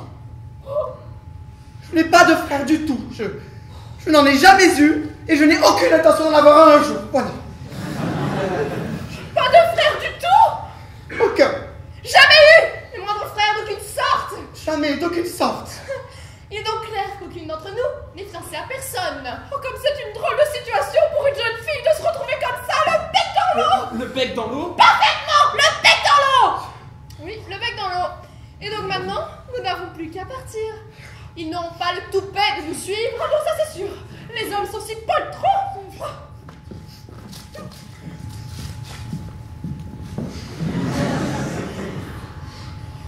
C'est ce genre de fiasco que tu appelles bumberisme. Bravo, bravo. Oh oui, bravo. oh oui. Et du bumberisme de envol, qui plus est. Ça n'avait jamais été aussi bien. Et moi, je te répète que tu n'as pas le droit de venir bumberiser, c'est qui m'entend. Mais qu'est-ce que tu me racontes? On a le droit de bumberiser où on veut. Tout bumberie, c'est un peu sérieux, c'est ça? Ah, sérieux bumberisme. Oui, d'accord, sérieux. oui, Il faut bien être sérieux dans quelque chose Ah oui. si on veut s'amuser dans la vie. Moi, je suis sérieux en bumberisme. Toi, je ne sais même pas si tu es sérieux en quoi que ce soit. Peut-être en tout même. Tu es tellement ennuyeux comme garçon. Il y a au moins un sujet de satisfaction dans toute cette histoire. C'est que ton ami Bumblebee a volé en éclats. Tu ne pourras plus t'escamper à la campagne aussi souvent, et c'est plutôt une bonne nouvelle. Ah ouais? Et toi, ton frère non plus n'est pas très frère. Tes petites virées à l'angle sont compromises. Ce qui est une bonne nouvelle aussi. Non mais je ne vois pas à quoi ça te concerne, ce ne sont pas tes affaires. Si c'était mes affaires, je n'en parlerais pas. Je trouve cela extrêmement grossier de parler de ses affaires. Je laisse ça aux commerçants dans les dîners en ville. Comment peux-tu rester assis là, à manger des muffins, alors que nous nous trouvons dans cette situation épouvantable? Non, ça me dépasse. À croire que tu n'as pas de cœur. Franchement, je peux pas manger des muffins en m'agitant. J'en mettrai plein sur mes manches. Non. Il faut rester calme pour manger les muffins, c'est la seule façon de les manger. Il faut vraiment être sans cœur pour manger quoi que ce soit, même des muffins. Quand j'ai un problème, manger est la seule chose qui me réconforte. Mais quoi? Là, actuellement, c'est parce que je suis malheureux que je mange des muffins. Et aussi parce que j'en raffole. Mais ce n'est pas une raison pour les manger tous comme un gros porc. Mais non, mais tu n'as qu'à manger du cake. Tiens, prends ça. Laisse-moi ça. Prends. Mais merde alors! Un homme ne pourrait pas manger les propres muffins lorsqu'il tient le thé dans son propre jardin! On a dit qu'il fallait être sans cœur pour manger des muffins. J'ai dit qu'il fallait que toi tu sois sans cœur pour en manger.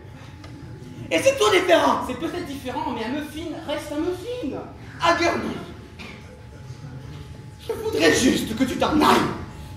Ah non, là, tu vas pas, quand même pas me demander de partir alors que je n'ai pas de billet. Non, c'est un comble. Je ne peux pas voyager le ventre vide.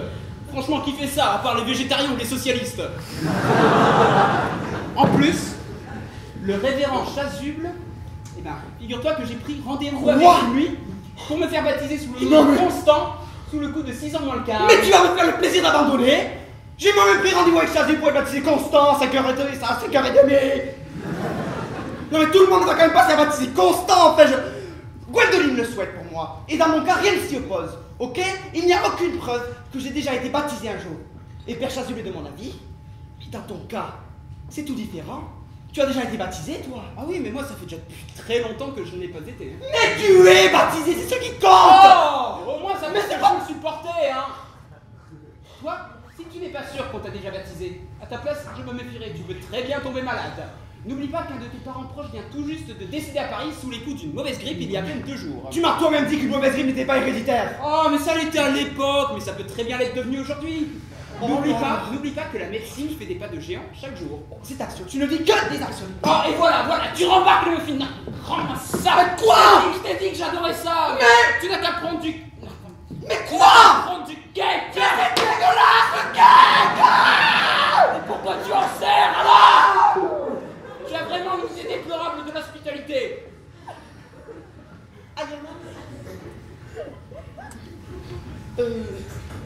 t'ai dit 100 fois que je voulais que tu partes.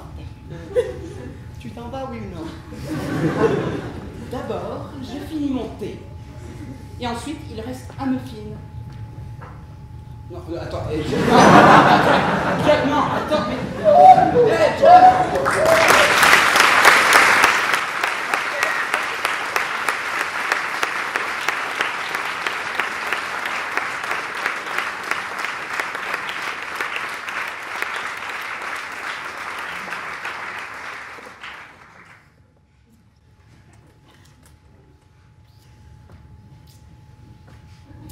Donne-moi du coq là-bas.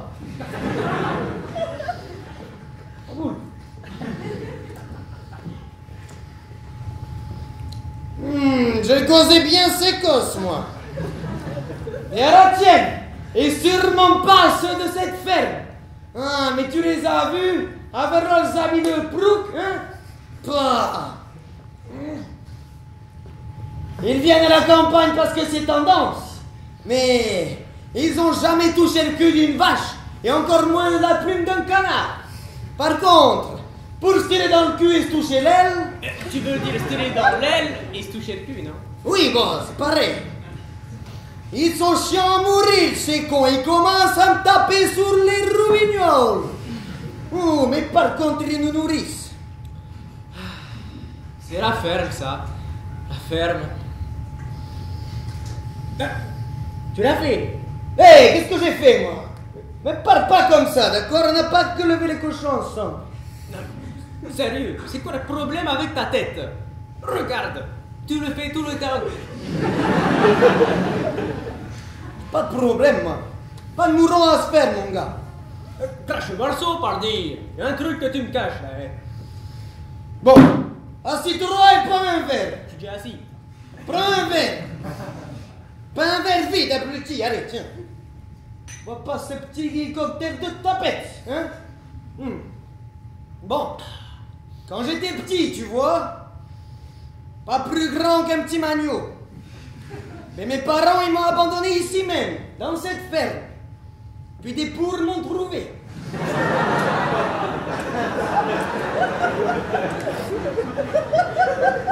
pours m'ont éduqué, des pours m'ont pris dans leur famille. Hein? On verra, ça vient des entrailles tout ça, hein? Je peux pas m'en défaire. T'es content? Je me disais bien que t'étais pas normal. Oh, tu commences à me casser les œufs, toi, hein? Bon, et si on faisait quelque chose un peu là, hein? On s'ennuie dans cette ferme. On se fait chier. Et si on leur faisait une blague, peut-être? Quelque chose qu'ils vont pas venir voir, hein? Oh, je t'aime bien, toi. Faut se venger, ils nous font trop chier. Hein? Mettre le bordel partout. Moi-même, j'avais pensé un jour leur piéger le thé avec de l'alcool. Quel alcool? L'alcool de topinambour. Ça donne la carotte, mon frère. Et moi, j'ai une autre idée. Regarde. Ça va faire un petit peu d'art contemporain. Qu'est-ce que tu feras? J'ai habillé les plantes, mon vieux. Ça va les décoincer un peu, hein? Oh, ça va les décoincer. Ils ne remarqueront même pas. Ils sont aveugles. Ils sont aveugles. Et tu vas voir, hein? Bon, je les entends qui arrivent. Partons, partons.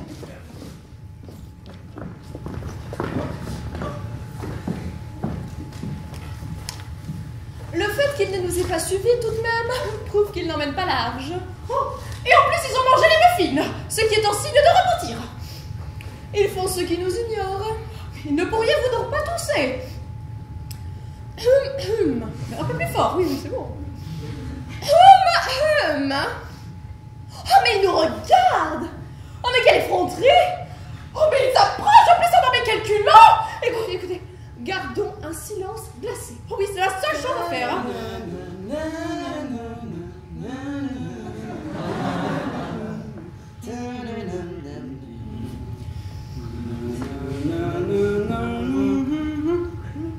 Ce silence glacé est quelque chose de désagréable. Oui, alors, hein, d'odieux même.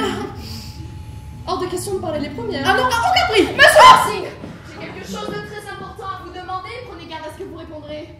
Oh oui, bien dit. Et vous, monsieur Moncrief, vous allez me faire l'amitié de m'expliquer pourquoi vous avez prétendu être le frère de mon tuteur. à seule fin d'avoir l'occasion de vous rencontrer. C'est gentil comme explication, ça, non? Alors, c'est vrai, mais à condition de pouvoir s'y fier. Oh, mais je ne m'y fie pas, mais... Oui, tout de même, que la réponse est charmante. Oui, mais vous savez, dans les questions importantes, ce n'est pas tant la sincérité qui compte que le style. Et vous, monsieur Orsing, quelle explication avez-vous à me donner pour m'avoir dit que vous aviez un frère? Serait-ce pour venir me voir à Londres le plus souvent possible? Mais en douteriez-vous, mademoiselle? Oh, j'ai de sérieux doutes sur la question. Oh, mais j'entends les dissiper. Je suis amplement satisfaite de ce que m'a dit monsieur Moncrief. Même le timbre de sa voix inspire déjà une confiance absolue. Alors vous pensez que nous devrions les pardonner? Mais oui! Enfin, non. Mais c'est vrai qu'il y a là un principe qu'on ne peut abandonner. Vous leur dites, ou moi, on n'a qu'à leur dire ensemble. C'est vrai, pourquoi pas? Je parle souvent en même temps que les autres. Ça ne m'a jamais empêché de me faire entendre. 1, 2, 3. Votre nom de baptême reste une barrière insurmontable. Voilà! Notre nom de baptême? Mais puisque nous allons nous faire baptiser cet après-midi! Pour l'amour de moi, vous soumettriez un tel sacrifice. Pour l'amour de moi, vous subiriez une telle épreuve. Oui. Après cela, comment parler d'égalité des sexes? Oh oui! Oh, les hommes font preuve d'un courage physique dont nous autres femmes serions totalement incapables! Oh, oui!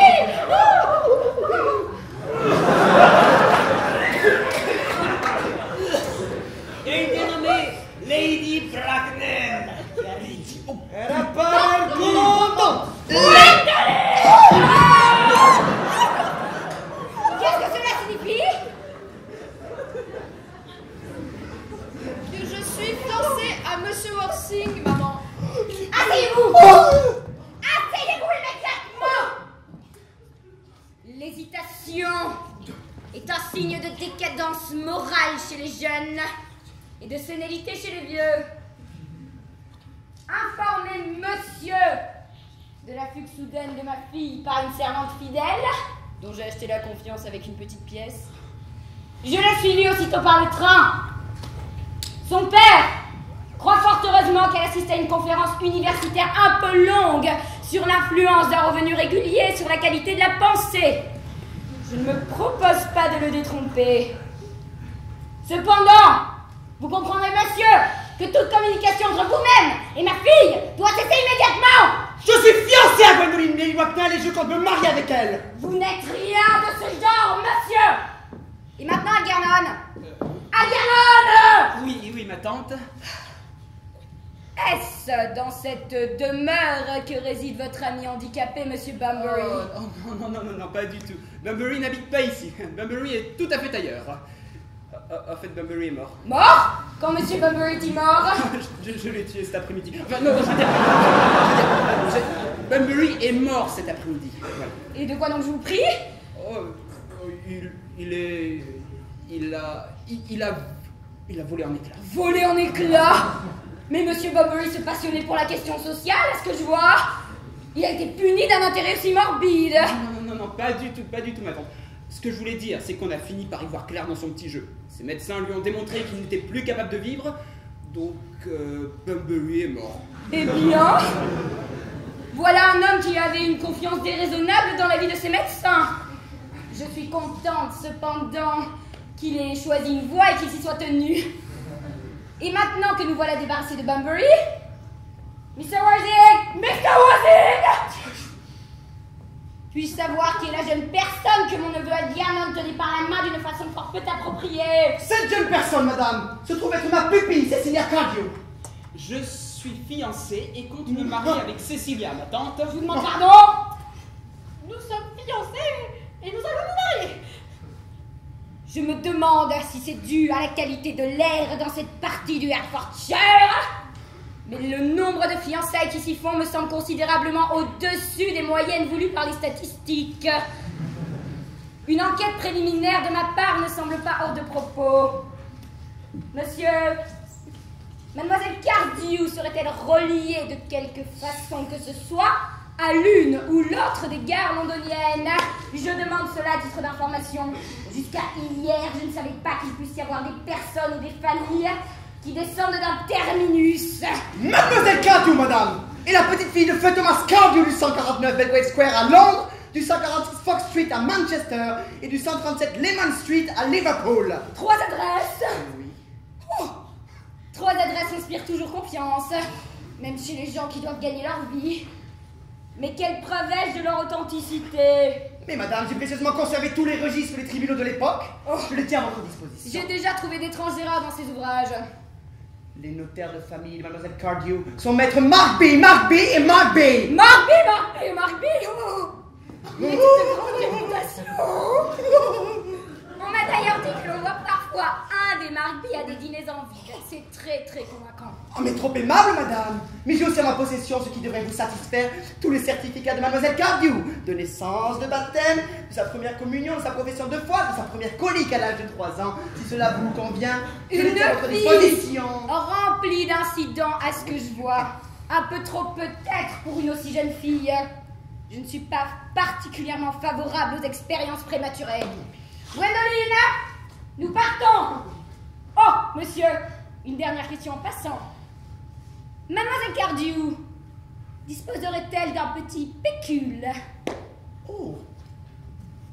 À peine 130 000 livres en emprunt d'État. Un Mais instant, c'est tout. monsieur. Bonne soirée, madame. Un Au revoir, instant. madame. Oui. Mademoiselle Cardew me semble une jeune fille charmante. Lâchez-moi, s'il vous plaît. Maintenant que je la regarde. Venez ici, mademoiselle. Votre robe est d'une simplicité désarmante. Et votre chevelure comme la nature l'a laissée. Mais nous pouvons arranger tout cela. Une femme de chambre française fait des miracles en très peu de temps. J'en avais recommandé une à Lady Lansing. Au bout de 2 mois, son propre mari ne la reconnaissait pas. Et 6 mois plus tard, plus personne ne la reconnaissait, hein. Mademoiselle, tournez-vous un peu pour voir. C'est la vue de côté que nous voudrions, mademoiselle. Ah. Notre époque a 2 points faibles, son manque de morale et son manque de profil. De nos jours, le profil se porte très haut. Ah. Il y a un potentiel aristocratique très net dans le profil de mademoiselle Cardew à Guernon. Cécilia est la jeune fille la plus jolie, la plus gentille, la plus adorable que je connaisse. Je me fiche pas mal de son potentiel mondain. Mais enfin, à Guernon, ne parlez jamais mal du monde, hein. Il n'y a que les gens qui n'y sont pas admis qui font cela. Mademoiselle, vous savez qu'Algernon n'a pour toute fortune que ses dettes. Mais je ne suis pas pour les mariages d'intérêt. Quand j'ai épousé Lord Bracknell, je n'avais pas un sou vaillant. Je n'ai pas laissé ces considérations me décourager. Je suppose donc qu'il me faut donner mon consentement. Merci, tante Augusta. Oh merci Lady Bracknell. Vous pouvez m'appeler tante Augusta. Embrassez-moi. Merci. Bon, maintenant il faut que le mariage se fasse assez rapidement. Je ne suis pas pour les fiançailles trop longues. Elles donnent aux gens l'occasion de découvrir le caractère de l'autre, ce qui n'est jamais conseillé avant le mariage. Pardon de vous interrompre, madame. Mais ces fiançailles sont hors de question. Je suis le tuteur de mademoiselle Cardew et elle ne peut se marier sans mon consentement avant sa majorité. Et je refuse mon consentement. Et pourquoi donc je vous prie? Algernon est un parti de rêve. Il n'a rien, mais il paraît tout. Madame, je suis désolé de devoir vous parler en ces termes de votre neveu, mais j'ai quelques doutes quant à sa moralité. Je le soupçonne d'être en fait sans foi ni loi. Sans foi ni loi. Oh, mon neveu Algernon, mais c'est impossible, il sort d'Oxford. Et pourtant, cet après-midi même, profitant de mon absence temporaire à Londres pour affaire de cœur, il s'est introduit chez moi en prétendant être mon frère. Une fois dans la place, il a trouvé le moyen de vider un magnum entier de mon Perrier Jouet Brut cuvée 89, un champagne que je gardais pour moi. Poursuivant son odieuse tromperie, il a trouvé le moyen de séduire mon unique pupille. Mais ce qui rend sa conduite encore plus scandaleuse, Lady Bracknell, c'est qu'il sait très bien que je n'ai pas de frère, que je n'en ai jamais eu, ni n'en aurai jamais d'aucune sorte, quand que ce soit. Je l'en ai informé moi-même hier après-midi. Venez ici, mademoiselle. Quel âge avez-vous? J'ai 18 ans, mais je dis toujours que j'en ai 20 quand on m'invite à des soirées. Vous avez raison de laisser ces choses-là dans le flou. Une femme ne devrait jamais être très précise sur son âge. 18 ans donc, mais 20 dans le monde. Vous aurez bientôt votre majorité. Je pense que nous pouvons faire litière du consentement de votre tuteur. Pardon de vous interrompre encore, madame, mais je vous signale que par testament, le grand-père de Cecilia Cardio a fixé sa majorité à l'âge de 35 ans. Ça ne me paraît pas insurmontable. Le tout monde londonien est plein de femmes qui se sont arrêtées de vieillir à l'âge de 35 ans. Lady Dumbledore en est un exemple frappant. Elle a 35 ans depuis qu'elle a eu 40 ans il y a plusieurs années de cela. Je ne vois pas pourquoi notre chère Cecilia serait moins aimable à l'âge que vous dites qu'elle ne l'est aujourd'hui. Elle aura beaucoup prospéré d'ici là. Mais vous, serez-vous capable de m'attendre jusqu'à mes 35 ans? Mais bien sûr que j'en suis capable. Vous le savez très bien. Oui, d'instinct, je le savais, mais moi, je ne pourrais pas attendre jusqu'à mes 35 ans pour me marier. Oh, je déteste attendre, ne serait-ce que 5 minutes, ça me met d'une humeur de chien. Non pas que je sois très ponctuelle moi-même, mais j'apprécie quand même la ponctualité chez les autres. Alors, attendre jusqu'à mes 35 ans pour me marier? Ah non! Que faire alors? Eh ben, je sais pas. Bien que je trouve votre pupille très pétulante de ne pas pouvoir attendre ses 35 ans, je vous prie, monsieur, de reconsidérer votre refus. Mais madame, la décision est entre vos mains. Dès que vous consentirez à un bon mariage avec Gwendoline, je donnerai ma bénédiction à celui de votre neveu avec ma pupille. Mais vous vous rendez compte que ce que vous proposez est tout à fait impossible. En ce cas, un célibat fervent est celui qui nous attend tous les cas. Mais ce n'est pas la vie que je réserve à Gwendoline. Algernon, bien sûr, fera comme il voudra. Bon, Gwendoline, nous partons. Nous avons déjà raté 5 ou 6 trains. En rater un de plus pourrait nous exposer à des commentaires sur le quai de la gare.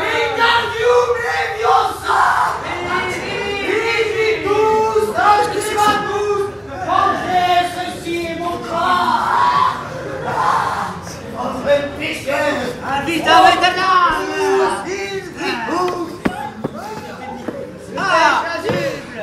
Nous envoie dire que tout est prêt pour les baptêmes. Les baptêmes? Eh ben, Mais quoi, ce n'est pas pour prématuré.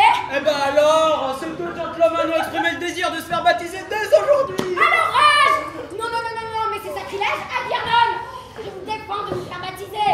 Oh, si jamais votre oncle savait comment vous dilapidez votre temps et votre argent, vous serez outré. Mais comment ça? Dois-je comprendre qu'il n'y aura pas de baptême cet après-midi? Mais personne, enfin! Écoutez, vu les circonstances, Soyez bénis, mon fils. je pense pas que ce soit nécessaire. Qu'est-ce que je disais? Je suis désolé, je suis désolé. Mais écoutez, bon, je vais rejoindre Mademoiselle Prise dans la sacristie. Mademoiselle Prisme! Oui, Vous avez parlé d'une Mademoiselle Prisme! Oui, Mademoiselle Prise, Lady Bracknell. Attendez un instant. Cette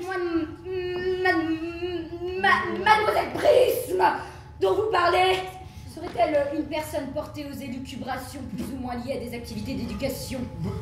Mais pas du tout, excusez-moi, mais cette femme est l'image même de la respectabilité. Il Hein. s'agit visiblement de la même personne. Puis-je vous demander quelle position elle occupe dans votre maison? Excusez-moi, je suis célibataire, madame. Mademoiselle Prisme, madame, est depuis 3 ans la gouvernante de Mademoiselle Cardio, mais plutôt son amie et sa confidente. Oh, mais malgré ce que vous me dites, il faut que je la voie tout de suite. Vous, allez la chercher. Attendez, tiens, elle arrive là. Voilà. On m'a dit que vous m'attendiez dans la sacristie, mon père. Je suis resté près d'1 heure 3 quarts. Prisme! Où est le bébé? Il y a 28 ans de cela, Prisme. Vous êtes sorti de chez Lord Bracknell, 149 Bergrove Square, avec un bébé de sexe masculin dans une poussette. Vous n'êtes jamais revenu. Une semaine plus tard, grâce à la diligence de Scotland Yard, la poussette fut retrouvée dans une ruelle abandonnée à minuit. Elle contenait un roman en 3 tomes, d'une sensibilité révoltante. Mais le bébé n'y était plus, Prisme. Qu'en avez-vous fait? Lady Bracknell, je dois admettre que je n'en sais rien. Je donnerai ma vie pour le savoir. Les choses se sont passées ainsi. Je m'apprêtais à sortir, comme d'habitude, le bébé dans sa poussette.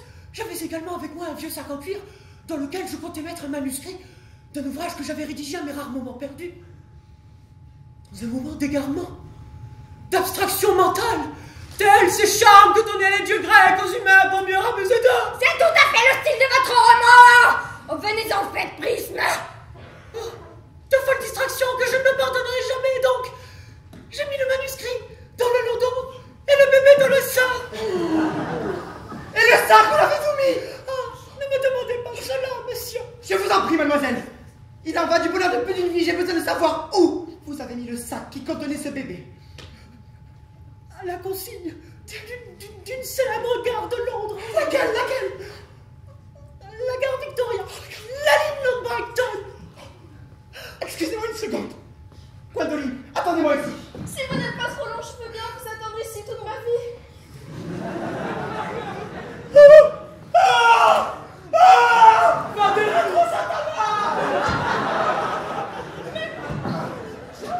Est-ce là votre sac? Examinez-le bien avant de répondre, il y va du bonheur de plus d'une vie. On dirait bien. Oui, regardez. C'est un impromptu à un accident d'omnibus à Gounder Street, en des temps plus anciens. Et là, une tache causée par une fiole de sédatif qui avait explosé. Incident qui a eu lieu à Leamington. Oh, et puis sur la fermeture, ce sont mes initiales. Oh, mais je reconnaissais bien mon sac. Oh, je suis sûre de le retrouver. Il m'a tellement manqué. Mademoiselle, vous retrouvez bien plus ici qu'un simple sac en cuir, si pratique fut-il. Le bébé que vous avez mis dedans, c'est moi. C'est moi. Vous? Oui, maman. Oh, Mr. Orphée. Oh. Mais vous me traitez de mère célibataire. Mère célibataire. Où je dois avouer que le coup est dur, mais après tout, qui peut jeter la pierre à une personne qui a tant souffert? Père Chasuble, le repentir ne peut-il pas pardonner un instant de folie? Oui, si, oui. Mère célibataire, peut-être, mais mère avant tout. Une mère. Oh, monsieur Orphée. Oh, je vous assure qu'il y a erreur. Je m'indigne. Oh, c'est cette dame-là qui pourra vous dire qui vous êtes.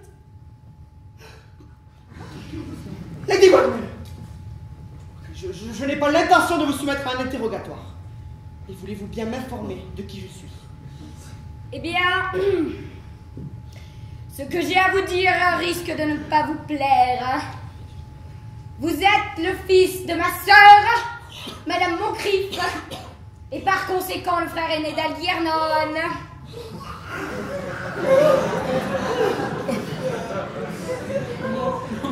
Mon frère aîné.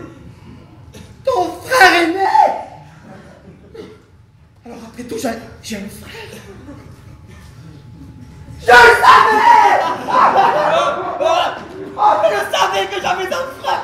Cécilia, comment avez-vous pu douter une seule seconde que j'avais un frère? Gwendoline, mon malheureux frère! Mademoiselle, non, excusez-moi, Lady Babnel, mon malheureux frère! Mademoiselle Prise, mon malheureux frère! Algernon, tu vas devoir me traiter avec plus de respect à l'avenir, tu ne te traiterais jamais. Je n'arrive plus à parler! Tu ne t'es jamais comporté en frère avec moi de toute ta vie! Je dois avouer que pas jusqu'à aujourd'hui, mon vieux. Hein. Je faisais de mon mieux pourtant, hein, mais faut croire que j'avais perdu l'habitude. Mais alors, qui êtes-vous maintenant que vous êtes devenu quelqu'un d'autre? C'est vrai. Oh, j'avais oublié.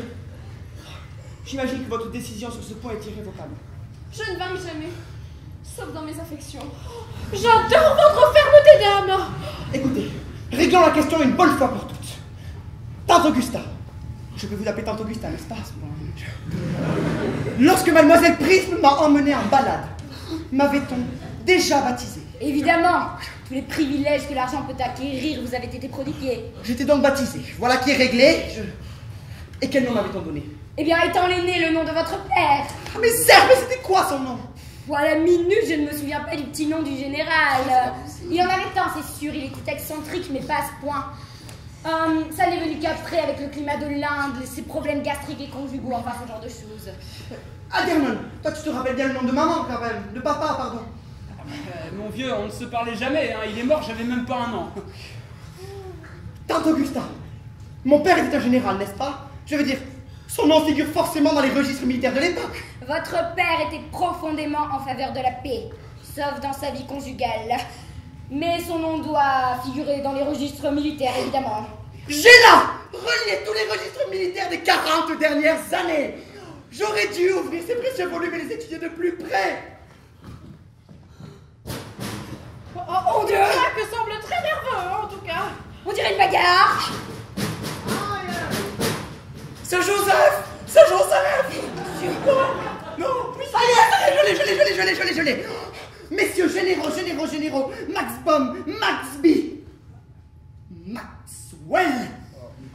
Oh, ils ont les mains couchées dehors! Maxby, Mixbom, Mixby, Moncrief! Capitaine, 1840. Lieutenant-colonel, colonel, général, 1860.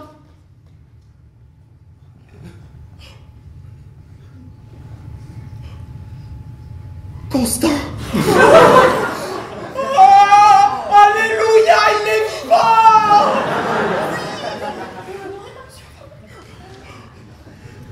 Vous l'avais-je pas dit, Gwendoline? Que je m'appelais Constant? Je veux dire, je m'appelle Constant naturellement. Oh mais Constant, j'ai toujours su que vous ne pouviez vous appeler autrement. Et moi j'ai toujours su que j'avais une bonne raison de détester ce nom-là. Ma chérie, c'est terrible pour un homme de s'apercevoir qu'au lieu de mentir toute sa vie, il n'avait fait que dire la vérité. Pourrez-vous me le pardonner un jour? Oh mais bien sûr, je le peux. Cécilia, enfin. Oh Frédéric! Oh Laetitia! Et la sacristie! Enfin, mon neveu, vous me semblez faire montre de sentiments bien légers. Au contraire, ma tante, je viens de me rendre compte, pour la première fois de ma vie, de l'importance d'être constant.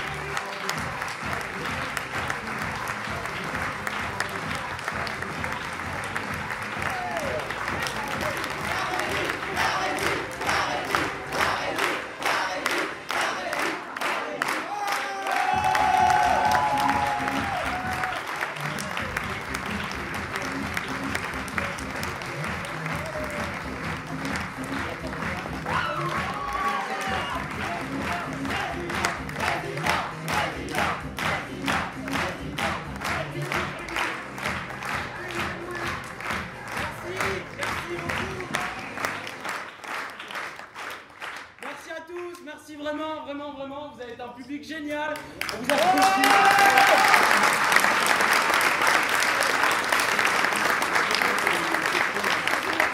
On s'attendait pas à ce que ça arrive autant et franchement en coulisses on était morts de rire nous aussi donc on s'est éclaté, même sur scène c'était mort de rire. Du coup on vous retrouve derrière, on peut discuter, on peut bouffer du gâteau, comme les muffins, les mêmes muffins, super bon. Et boire un coup quoi, on vous attend derrière. Merci beaucoup.